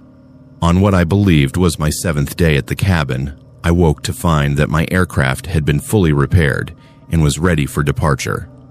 All of the missing engine components had been reinstalled, and the plane appeared to be in perfect working condition. More importantly, my navigation equipment was functioning normally, and I was able to determine my actual location. The flight back to Fairbanks was routine and uneventful, but when I arrived at my home base, I discovered that according to all official records, I had never left Fairbanks in the first place. My flight plan had never been filed. My aircraft had been seen parked at the airport throughout the entire period when I thought I had been stranded at the emergency cabin. My business partner, friends, and family all insisted that I had been in Fairbanks for the entire week, conducting normal business and maintaining my regular schedule.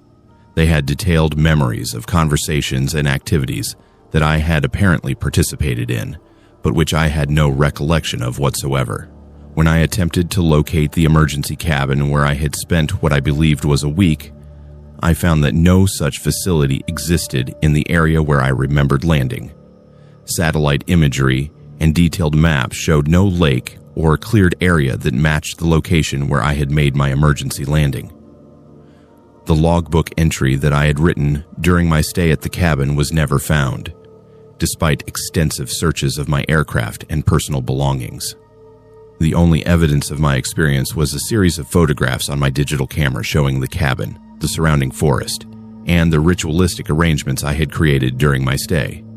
But even these photographs proved to be problematic as evidence. When examined by technical experts, the digital timestamps showed that the images had been taken during a period when security cameras at the Fairbanks airport clearly showed my aircraft parked and unused. I have never been able to determine what happened during that missing week, whether I actually spent time at a remote cabin, or whether the entire experience was some form of elaborate hallucination. The fact that official records show I never left Fairbanks suggests that the whole experience may have been psychological rather than physical.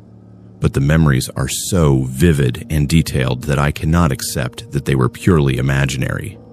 The voices I heard, the ritualistic behaviors I performed, and the conversations recorded by the hidden cameras all seemed completely real and coherent. If it was a hallucination, it was unlike anything that has ever been documented in psychological literature. What disturbs me most about the missing week is not the lost time itself, but the possibility that there are other experiences in my life that I may not remember accurately. If I can lose a week of time and have it replaced with false memories, how can I be certain that any of my memories are reliable? The incident has ended my career as a bush pilot. I no longer trust my ability to navigate accurately or to maintain situational awareness during flights. The knowledge that I apparently performed complex behaviors while having no conscious control over my actions makes it impossible for me to accept the responsibility of flying aircraft with passengers or valuable cargo. Sometimes I find myself wondering if I am still at that emergency cabin, trapped in some kind of temporal loop where I experience the same week over and over again. The possibility that everything since my supposed return to Fairbanks has been part of an extended hallucination is something that I have to consider, though I can find no way to test this hypothesis. I have kept the photographs from the cabin as the only evidence that the experience actually occurred, but I no longer show them to anyone. The questions they raise about the nature of time, memory, and reality are too disturbing to share with others who might be affected by the same doubts that now plague my every waking moment. 3 generations of my family worked this trapline, but I am the only one who lived to tell what really happened out there. My name is Dion Blackwood, and I am a 3rd-generation trapper working the wilderness along the Yukon River. What I discovered in the winter of 1999 ended a family tradition that had lasted over 70 years and revealed a horror that had been hiding in plain sight for decades. The trapline cabin where this story takes place had been built by my grandfather in 1927. It sits about 40 miles upstream from the village of Ruby, accessible only by boat in summer or snowmobile in winter. The cabin served as a base of operations for checking trap lines that extended for nearly 50 miles through some of the most remote wilderness in Alaska. My grandfather had passed the trap line down to my father in the 1960s, and my father had been training me to take over the operation since I was old enough to walk on snowshoes. It was hard work that required months of isolation during the trapping season, but it provided a decent living for a family that valued independence and traditional ways of life. The cabin itself was a substantial log structure designed to withstand harsh winter conditions. It included living quarters for 2 people, a workshop for processing pelts, and a storage area for food and supplies. Behind the cabin was a dog yard, where we kept the sled dogs that were essential for transportation during the winter months.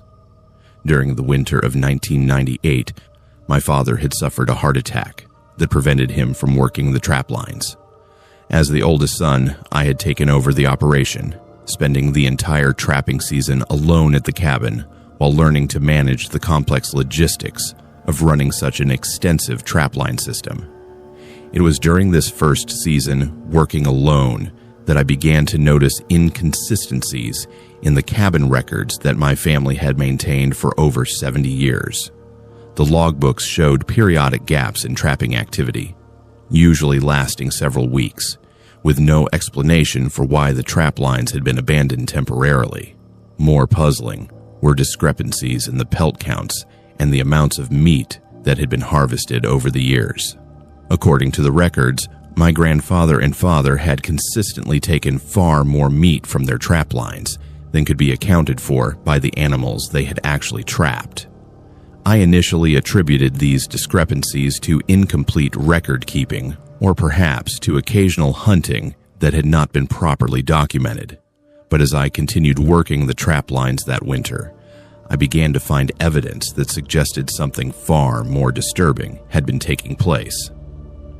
The first indication that something was seriously wrong came when I discovered human bones in the dog yard behind the cabin. The bones were old and weathered, but they were clearly human remains, including what appeared to be parts of a skull and several long bones from arms and legs. When I confronted my father about the bones, he became evasive and claimed that they must have been left there by previous occupants of the land. He suggested that the area might have been used as a burial ground by indigenous peoples, though he had never mentioned this possibility during the many years he had been training me to work the trap lines. But as I examined the bones more carefully, I realized that they showed clear evidence of having been processed for meat removal. The cut marks on the bones were consistent with butchering techniques, and the bones had been cracked and broken in ways that suggested they had been used to extract marrow. This discovery led me to examine other aspects of the trapline operation with much greater scrutiny. I began to notice that the trails my family had used for decades included regular stops at locations that were not suitable for trapping, but which provided excellent vantage points for observing human travelers who might be passing through the area. I also discovered that the cabin contained equipment that had no legitimate purpose for trapping operations. Hidden in the workshop were restraints, weapons, and tools that could only have been used for capturing and controlling human beings. There were also detailed maps showing the locations of other cabins, hunting camps, and travel routes used by people passing through the region. The most damning evidence came when I found a hidden cache beneath the cabin floor. The cache contained personal belongings from dozens of different people, including identification documents, jewelry, cameras, and clothing. The items spanned several decades, with the oldest dating back to the 1950s. Many of the identification documents belonged to people who had been reported missing over the years while traveling through remote areas of Alaska. Hunters, trappers, prospectors, and tourists who had simply vanished without a trace, leaving behind families and friends who never learned what had happened to them. As I pieced together the evidence, I realized that my grandfather and father had been using their legitimate trapping operation as cover for systematically murdering travelers who passed through their territory. They had been selecting isolated victims who would not be missed immediately, capturing them at remote locations and bringing them back to the cabin for disposal. The workshop behind the cabin had been used not just for processing animal pelts, but for butchering human victims. The excess meat that appeared in the family records had come not from trapped animals, but from the people who had been murdered over the decades. Most horrifying of all, this meat had been fed to the sled dogs, creating a disposal method that left virtually no evidence. When I confronted my father with this evidence, he initially denied everything, claiming that I was misinterpreting what I had found. But eventually he admitted that the family had been supplementing their income by robbing and killing travelers who carried valuable equipment or cash. According to my father, the practice had begun during the Great Depression, when my grandfather had been desperate to support his family during difficult economic times. What had started as a single act of desperation had gradually evolved into a systematic operation that had continued for over 40 years. My father explained that they had developed sophisticated methods for identifying suitable victims and for disposing of evidence. They had established relationships with other trappers and guides in the region who would provide information about wealthy hunters or well-equipped travelers who might be passing through remote areas. The victims were typically approached under the pretense of offering assistance or information about local conditions. Once they were isolated and vulnerable, they would be overpowered and brought back to the cabin. The murders were carried out in the workshop, and the bodies were systematically processed to eliminate all evidence of the crimes. The personal belongings of the victims were kept as trophies, but also served a practical purpose.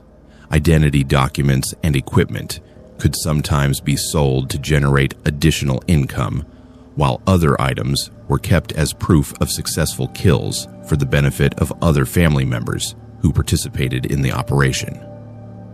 My father estimated that the family operation had been responsible for the deaths of over 60 people during the 40 years it had been active.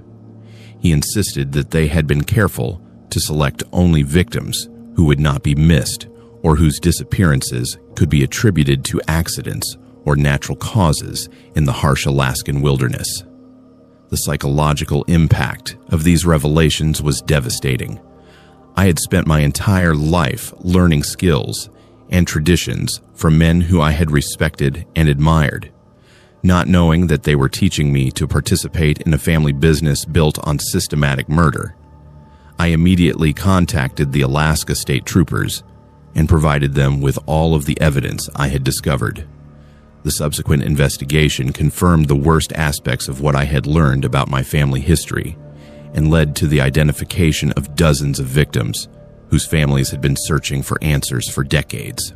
My father was arrested and eventually convicted of multiple counts of murder, though his advanced age and poor health meant that he served only a few years in prison before dying of natural causes. The investigation also led to charges against several other individuals who had assisted in the family operation over the years. The trapline cabin and all of the associated property were seized as evidence and eventually destroyed to prevent them from becoming some kind of morbid tourist attraction. The sled dogs were removed from the property and placed with other mushers, though several had to be euthanized because they had become aggressive and unpredictable. For me personally, the discovery of my family history meant the end of not just my career as a trapper, but my entire way of life. I could no longer work in the wilderness knowing that the skills I had learned had been used for such horrific purposes. I moved to Anchorage and found work in construction, trying to build a new life, completely separated from my family traditions. The hardest part of this experience has been living with the knowledge that I grew up in an environment where mass murder was treated as a normal part of family business. The cabin where I had spent countless happy hours learning to trap and hunt had been the site of dozens of brutal killings, and the men who had raised me were responsible for destroying the lives of entire families. I have spent years wondering whether there were signs that I should have noticed earlier, indications that something was wrong with the family operation. But the truth is that my grandfather and father had been so successful at maintaining the appearance of a legitimate business that even someone living in close proximity to their activities could remain unaware of what was really happening. The case generated significant media attention when it became public, and several books and documentaries have been produced about the family operation. But for the families of the victims, no amount of publicity could bring back their loved ones or undo the decades of uncertainty about what had happened to them. What haunts me most about this story is not just the murders themselves, but the realization of how easily such crimes can be concealed in the vast wilderness of Alaska. The isolation that makes trapping and other traditional lifestyles possible also provides perfect cover for predators who choose to prey on vulnerable travelers. The Blackwood family operation succeeded for over 40 years because they understood that people disappearing in remote areas of Alaska is not unusual, and that authorities have limited resources for investigating such disappearances. They were able to kill dozens of people with virtual impunity because they chose their victims carefully and disposed of evidence systematically. I still receive letters from families of missing persons who hope that I might have information about their loved ones. Each letter is a reminder that there are probably other operations like my family business still active in remote areas of Alaska, and that there are predators out there who view the wilderness as their personal hunting ground. The blood on our trap line was not just from the animals we were supposed to be catching, but from innocent people who had the misfortune to cross paths with killers who had learned to use Alaska wilderness as both weapon and shield. That knowledge has made it impossible for me to ever view the wilderness in the same way again, and it has convinced me that some family traditions are better left buried in the past where they belong.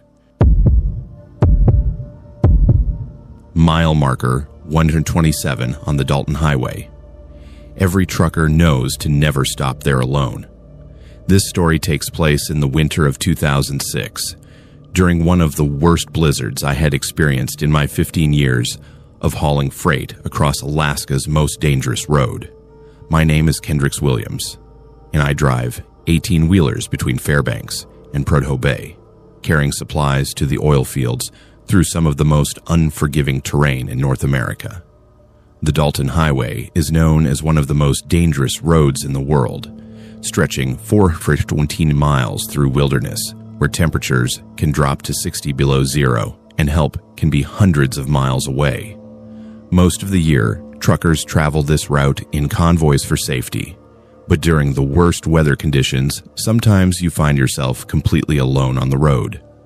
On this particular night, I was returning from Prudhoe Bay with an empty trailer when the storm hit with a ferocity that caught even experienced drivers off guard. Visibility dropped to almost zero within minutes, and the wind was so strong that it was pushing my rig across the road despite the weight of the tractor unit. Mile marker 127 is located in one of the most remote sections of the highway, about 200 miles north of Fairbanks, in an area where there are no services, no cell phone coverage, and no help available if something goes wrong. Under normal circumstances, I would never have stopped in such an isolated location, but the storm made continuing impossible. As I was looking for a place to pull over and wait out the worst of the blizzard, my headlights illuminated a small building set back from the road that I had never noticed during my previous trips.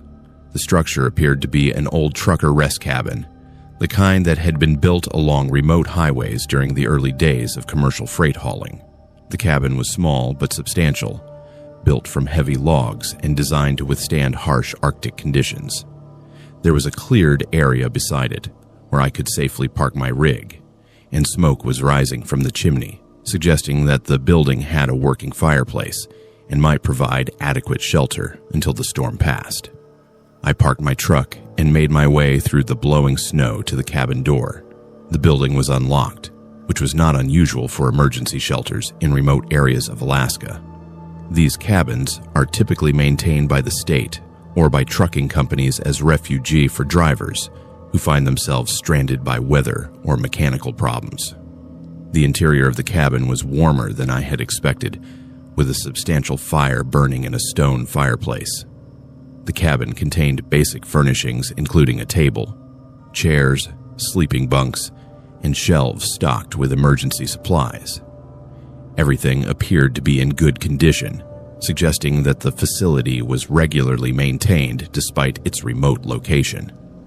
But as I was settling in for what I expected would be a long night waiting for the storm to pass, I began to notice details about the cabin that were unsettling. The emergency supplies on the shelves included items that seemed far too old to be part of any current maintenance program, including canned goods with expiration dates from decades earlier. More disturbing were the personal belongings scattered throughout the cabin. There were children toys, family photographs, and clothing that clearly belonged to people who had been staying in the cabin at some point. The toys were old-fashioned, the kind that had been popular in the 1970s and 1980s, and many of them showed signs of having been played with extensively. As the storm continued to rage outside, I began to hear sounds that could not be explained by wind or the settling of the building. There were voices, faint but clearly audible, that seemed to be coming from somewhere inside the cabin. The voices included adults and children, engaged in what sounded like normal family conversation. Initially, I attributed the sounds to radio transmissions that might have been picked up by metal components of the building, or to sounds from my own truck that were being carried by the wind. But when I turned off my CB radio and went outside to check my rig, the voices continued, and they seemed to be coming from inside the cabin, rather than from any external source.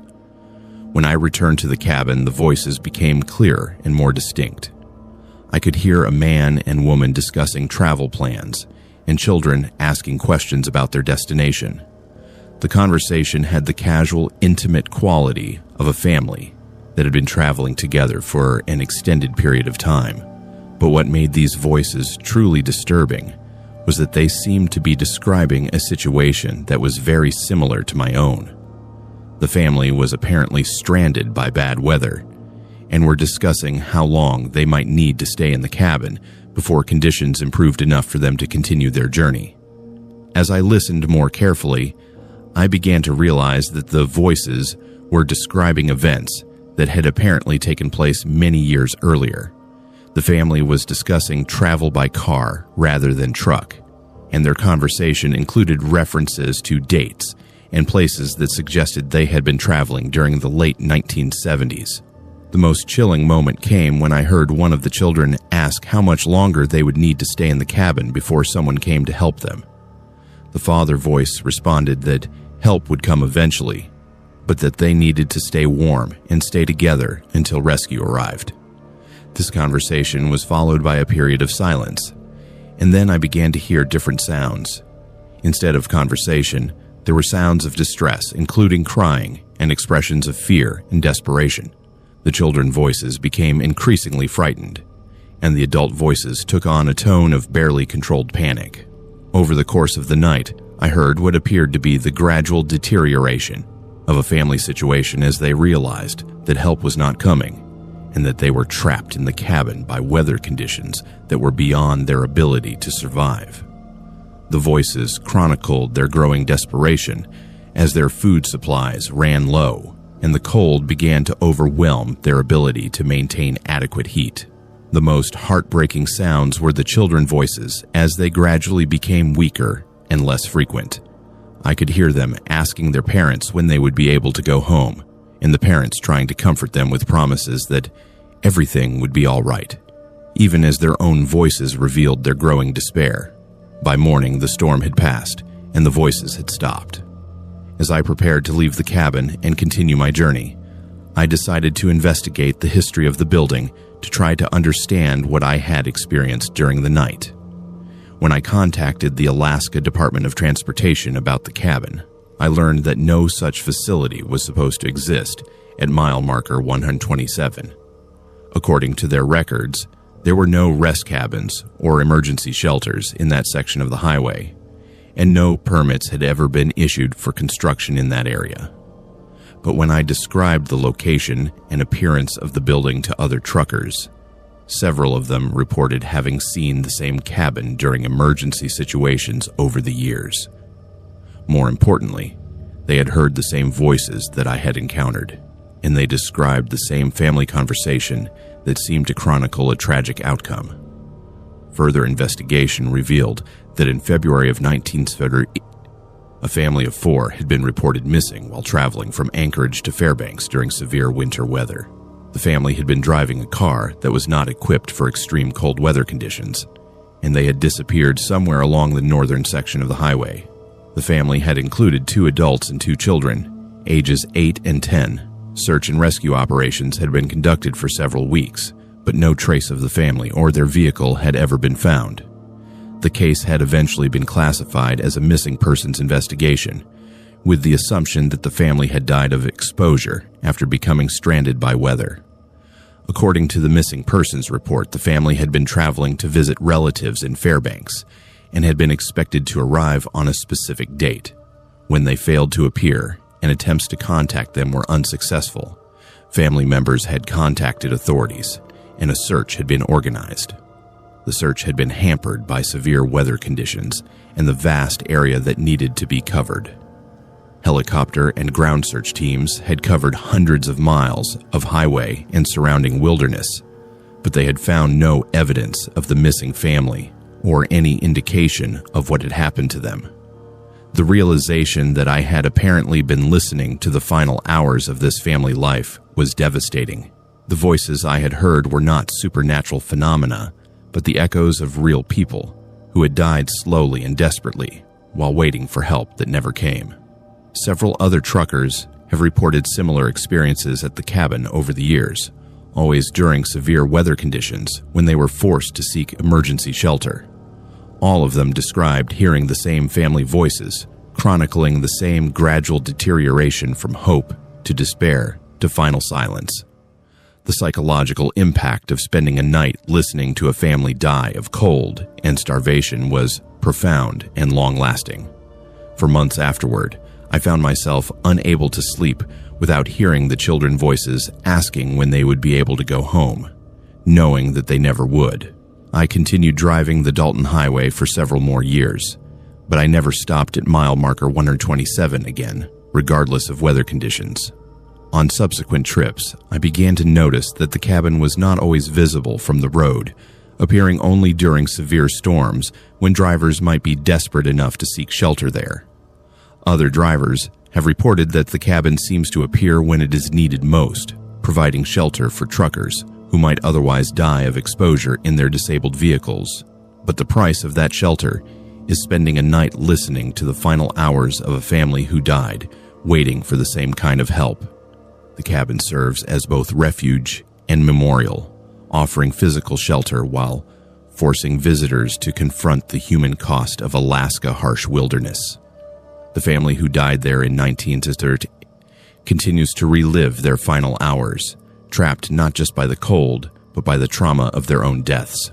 What haunts me most about the ice road haunting is not the supernatural aspect of the voices, but the very real human tragedy they represent. A family died slowly and terribly while believing that help would eventually come, and their final hours were filled with the kind of desperate hope and growing despair that no one should ever have to experience. The voices at mile marker 127 are not just ghostly phenomena, but a reminder of how quickly the Alaskan wilderness can turn deadly for unprepared travelers. The family died because they were driving a vehicle that was not equipped for extreme conditions, and because they were traveling alone through an area where help might be hundreds of miles away. Every time I hear about missing persons cases in Alaska, I think about that family and wonder how many other people have died in similar circumstances slowly and desperately, while believing that rescue was just a matter of time. The ice road haunting serves as a permanent memorial to those who have been claimed by the wilderness, and a warning to those who underestimate the dangers of Alaska remote highways.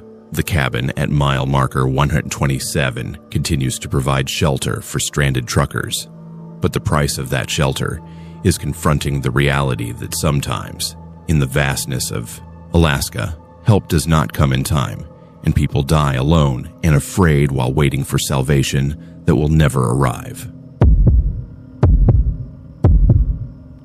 The final entry in the logbook simply read, "They are not human. Send help." That was 3 months ago. My name is Jalen Carter, and I am a park ranger with the National Park Service, assigned to gates of the Arctic National Park and Preserve. In September of 2007, I was sent to investigate the disappearance of Ranger David Kessler, whose remote station had gone silent during what should have been routine end-of-season operations. Gates of the Arctic is one of the most remote and pristine wilderness areas in North America, covering over 8 million acres of mountains, rivers, and tundra north of the Arctic Circle. The park maintains several ranger stations in strategic locations to monitor wildlife, weather conditions, and the occasional backcountry visitor who ventures into this vast wilderness. Ranger Station Echo sits approximately 150 miles from the nearest road, accessible only by helicopter or chartered aircraft. The station consists of a main cabin that serves as both living quarters and operations center, along with smaller outbuildings for equipment storage and emergency supplies. During summer months, the station is staffed by a single ranger who conducts wildlife surveys and maintains communication with park headquarters. David Kessler had been assigned to Station Echo for the summer season, scheduled to return to headquarters in late September, when weather conditions would make helicopter access impossible until the following spring. David was an experienced ranger with over 12 years of service in remote Alaskan locations, known for his reliability and meticulous record-keeping. The first indication that something was wrong came when David failed to make his scheduled weekly radio contact on September 22nd. Initially, this was not considered unusual, as weather conditions sometimes made radio communication difficult or impossible. However, when he missed 2 consecutive scheduled contacts, park management decided to investigate. I was selected for the investigation because of my experience with remote station operations and my familiarity with the psychological stresses that can affect personnel working in extreme isolation. The assumption was that David might have suffered an injury or equipment failure that prevented him from maintaining normal communication protocols. The helicopter flight to Station Echo took nearly 3 hours, crossing terrain that became increasingly rugged and desolate as we traveled north. By the time we reached the station, the landscape below was already showing signs of the approaching Arctic winter, with snow covering the higher elevations and ice beginning to form on the lakes and rivers. From the air, Station Echo appeared normal. The buildings were intact. There was smoke rising from the main cabin chimney, and I could see David's official vehicle parked in its usual location.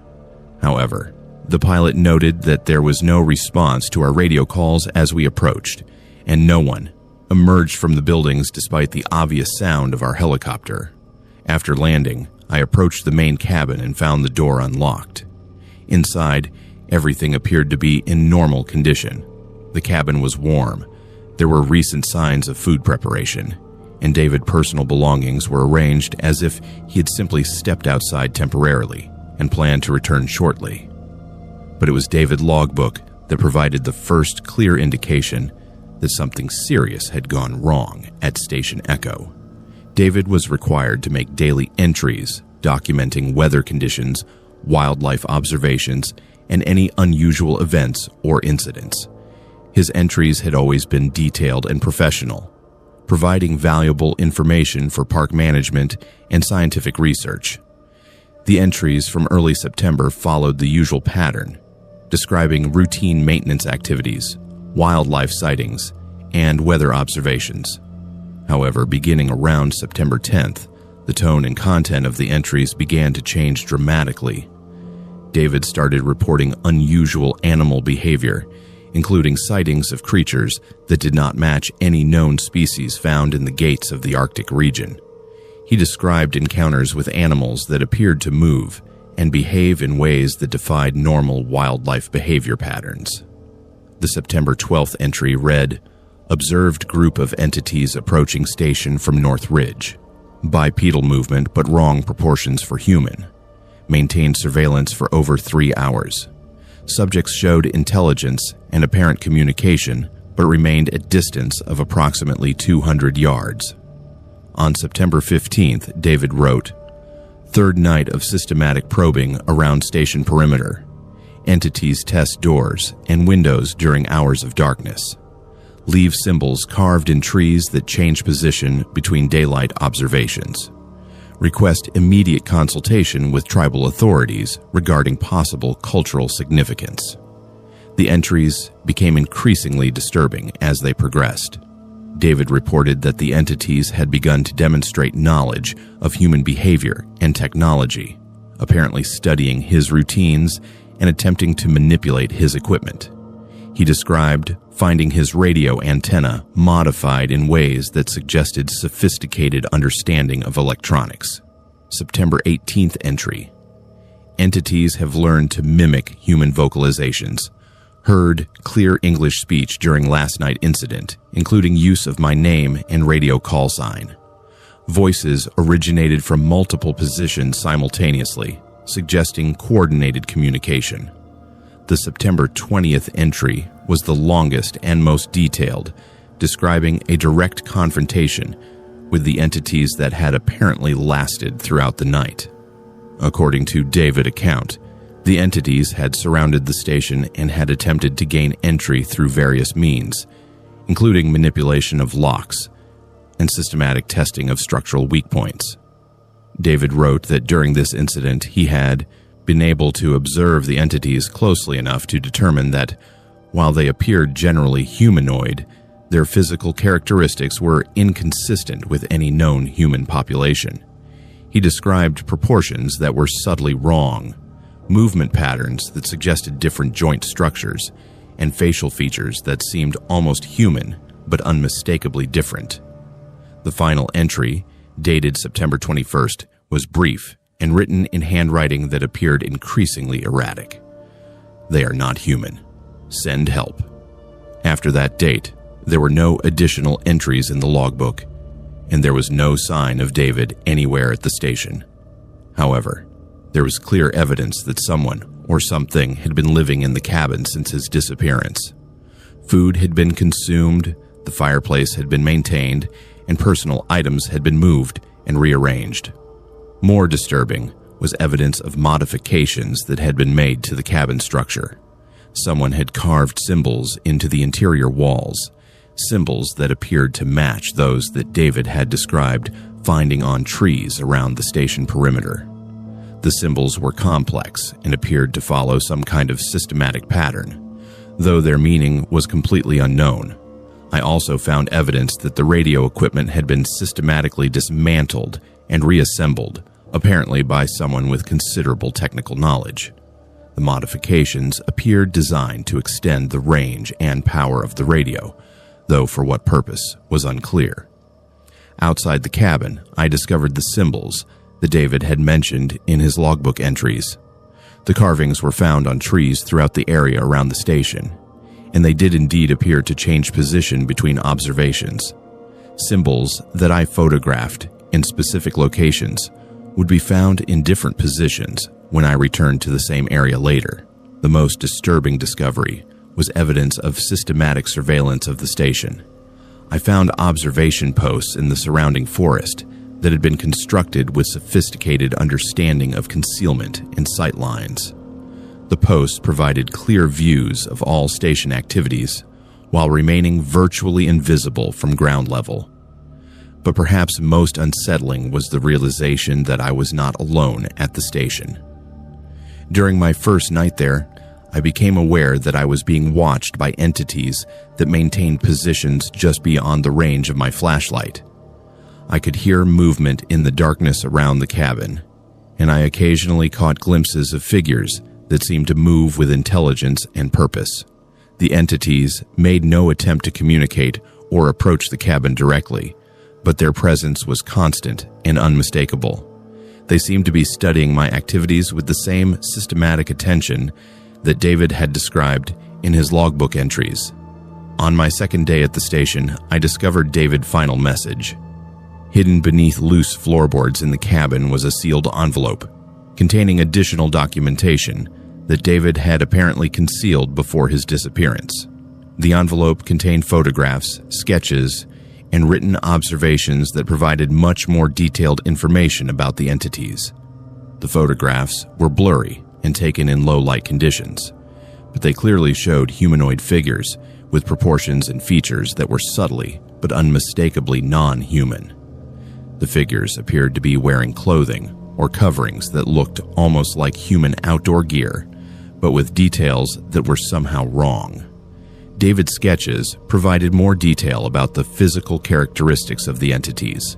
He had apparently been able to observe them closely enough to document specific anatomical differences, including joint structures that were inconsistent with human physiology and facial features that suggested a different evolutionary development. The written observations included David's theories about the nature and purpose of the entities. He believed they were conducting some kind of systematic study of human behavior and technology, possibly as preparation for more extensive contact or interaction with human populations. David's final written message was a warning that the entities posed a significant threat to human safety, not because they were immediately aggressive, but because they possessed intelligence and capabilities that were beyond human understanding. He recommended that Station Echo be permanently abandoned and that the area be declared off-limits to human activity. I spent 2 more days at the station documenting everything I could find and attempting to piece together what had happened to David. During this time, the entities maintained their surveillance, but they made no direct approach or attempt at communication. On my final night at the station, I was awakened by sounds that suggested the entities were attempting to enter the cabin. I could hear systematic testing of doors and windows, exactly as David had described in his logbook entries. The sounds continued throughout the night, accompanied by vocalizations that included what appeared to be human speech patterns. The evacuation helicopter arrived the following morning, and I departed Station Echo with all of David's documentation and evidence. However, during the flight back to headquarters, I noticed that several of the photographs and documents had become illegible, as if they had been somehow corrupted or degraded. The official investigation concluded that David had suffered a psychological breakdown brought on by isolation and stress, and that his reports of non-human entities were the result of hallucinations and paranoid delusions. Station Echo was officially closed and removed from active service, though the stated reason was budget considerations rather than safety concerns. I submitted my own report documenting everything I had observed and discovered at the station, but the report was classified and I was reassigned to duties that did not involve remote station operations. I was also required to sign agreements preventing me from discussing the Station Echo investigation publicly. David Kessler was never found, and there has been no official explanation for his disappearance. His personnel file lists him as missing in action, with the assumption that he died of exposure after becoming lost in the wilderness surrounding the station. But I know that David did not simply become lost in the wilderness. The evidence at Station Echo clearly indicated that he had encountered something that challenged his understanding of reality, something that possessed intelligence and capabilities beyond normal human experience. The entities that David documented are still out there, somewhere in the vast wilderness of Gates of the Arctic. They are studying us, learning our behaviors and our technology, preparing for purposes that we cannot understand or predict. Station Echo has been officially abandoned, but satellite imagery suggests that the buildings are still being maintained and that there is ongoing activity in the area. The entities have apparently taken over the facility and are continuing whatever research or observation activities they were conducting when David was there. What terrifies me most about the Station Echo incident is not the disappearance of David Kessler, but the realization that we are not alone in the Alaskan wilderness. There are intelligences out there that are watching us, studying us, and preparing for something that we are not equipped to understand or defend against. The final entry in David's logbook was not just a cry for help, but a warning that we have ignored at our own peril. The entities that took Station Echo are still out there, and they are not human. Whatever they are planning, we are not ready for it, and we may never be. The vast wilderness of Alaska provides perfect cover for entities that wish to observe human activity without being detected. The isolation that makes places like Station Echo valuable for scientific research also makes them ideal locations for non-human intelligences to conduct their own research on us. David Kessler tried to warn us about what was happening at Station Echo, but his warnings were dismissed as the delusions of an isolated mind under stress. His disappearance was explained away as a tragic accident, and the evidence he left behind was buried in classified files that will probably never see public scrutiny. But the truth is still out there, somewhere in the wilderness beyond the Arctic Circle, where entities that are not human continue their systematic study of our species. They have learned to mimic our voices, to manipulate our technology, and to move among us without being detected. And they are still waiting, still watching, still preparing for whatever comes next. The last entry in the logbook was David's final gift to us, a warning about a threat that we are not prepared to face. The question is whether we will heed that warning before it is too late, or whether we will continue to ignore the evidence until the entities decide that their observation phase is complete and it is time to reveal themselves to the world.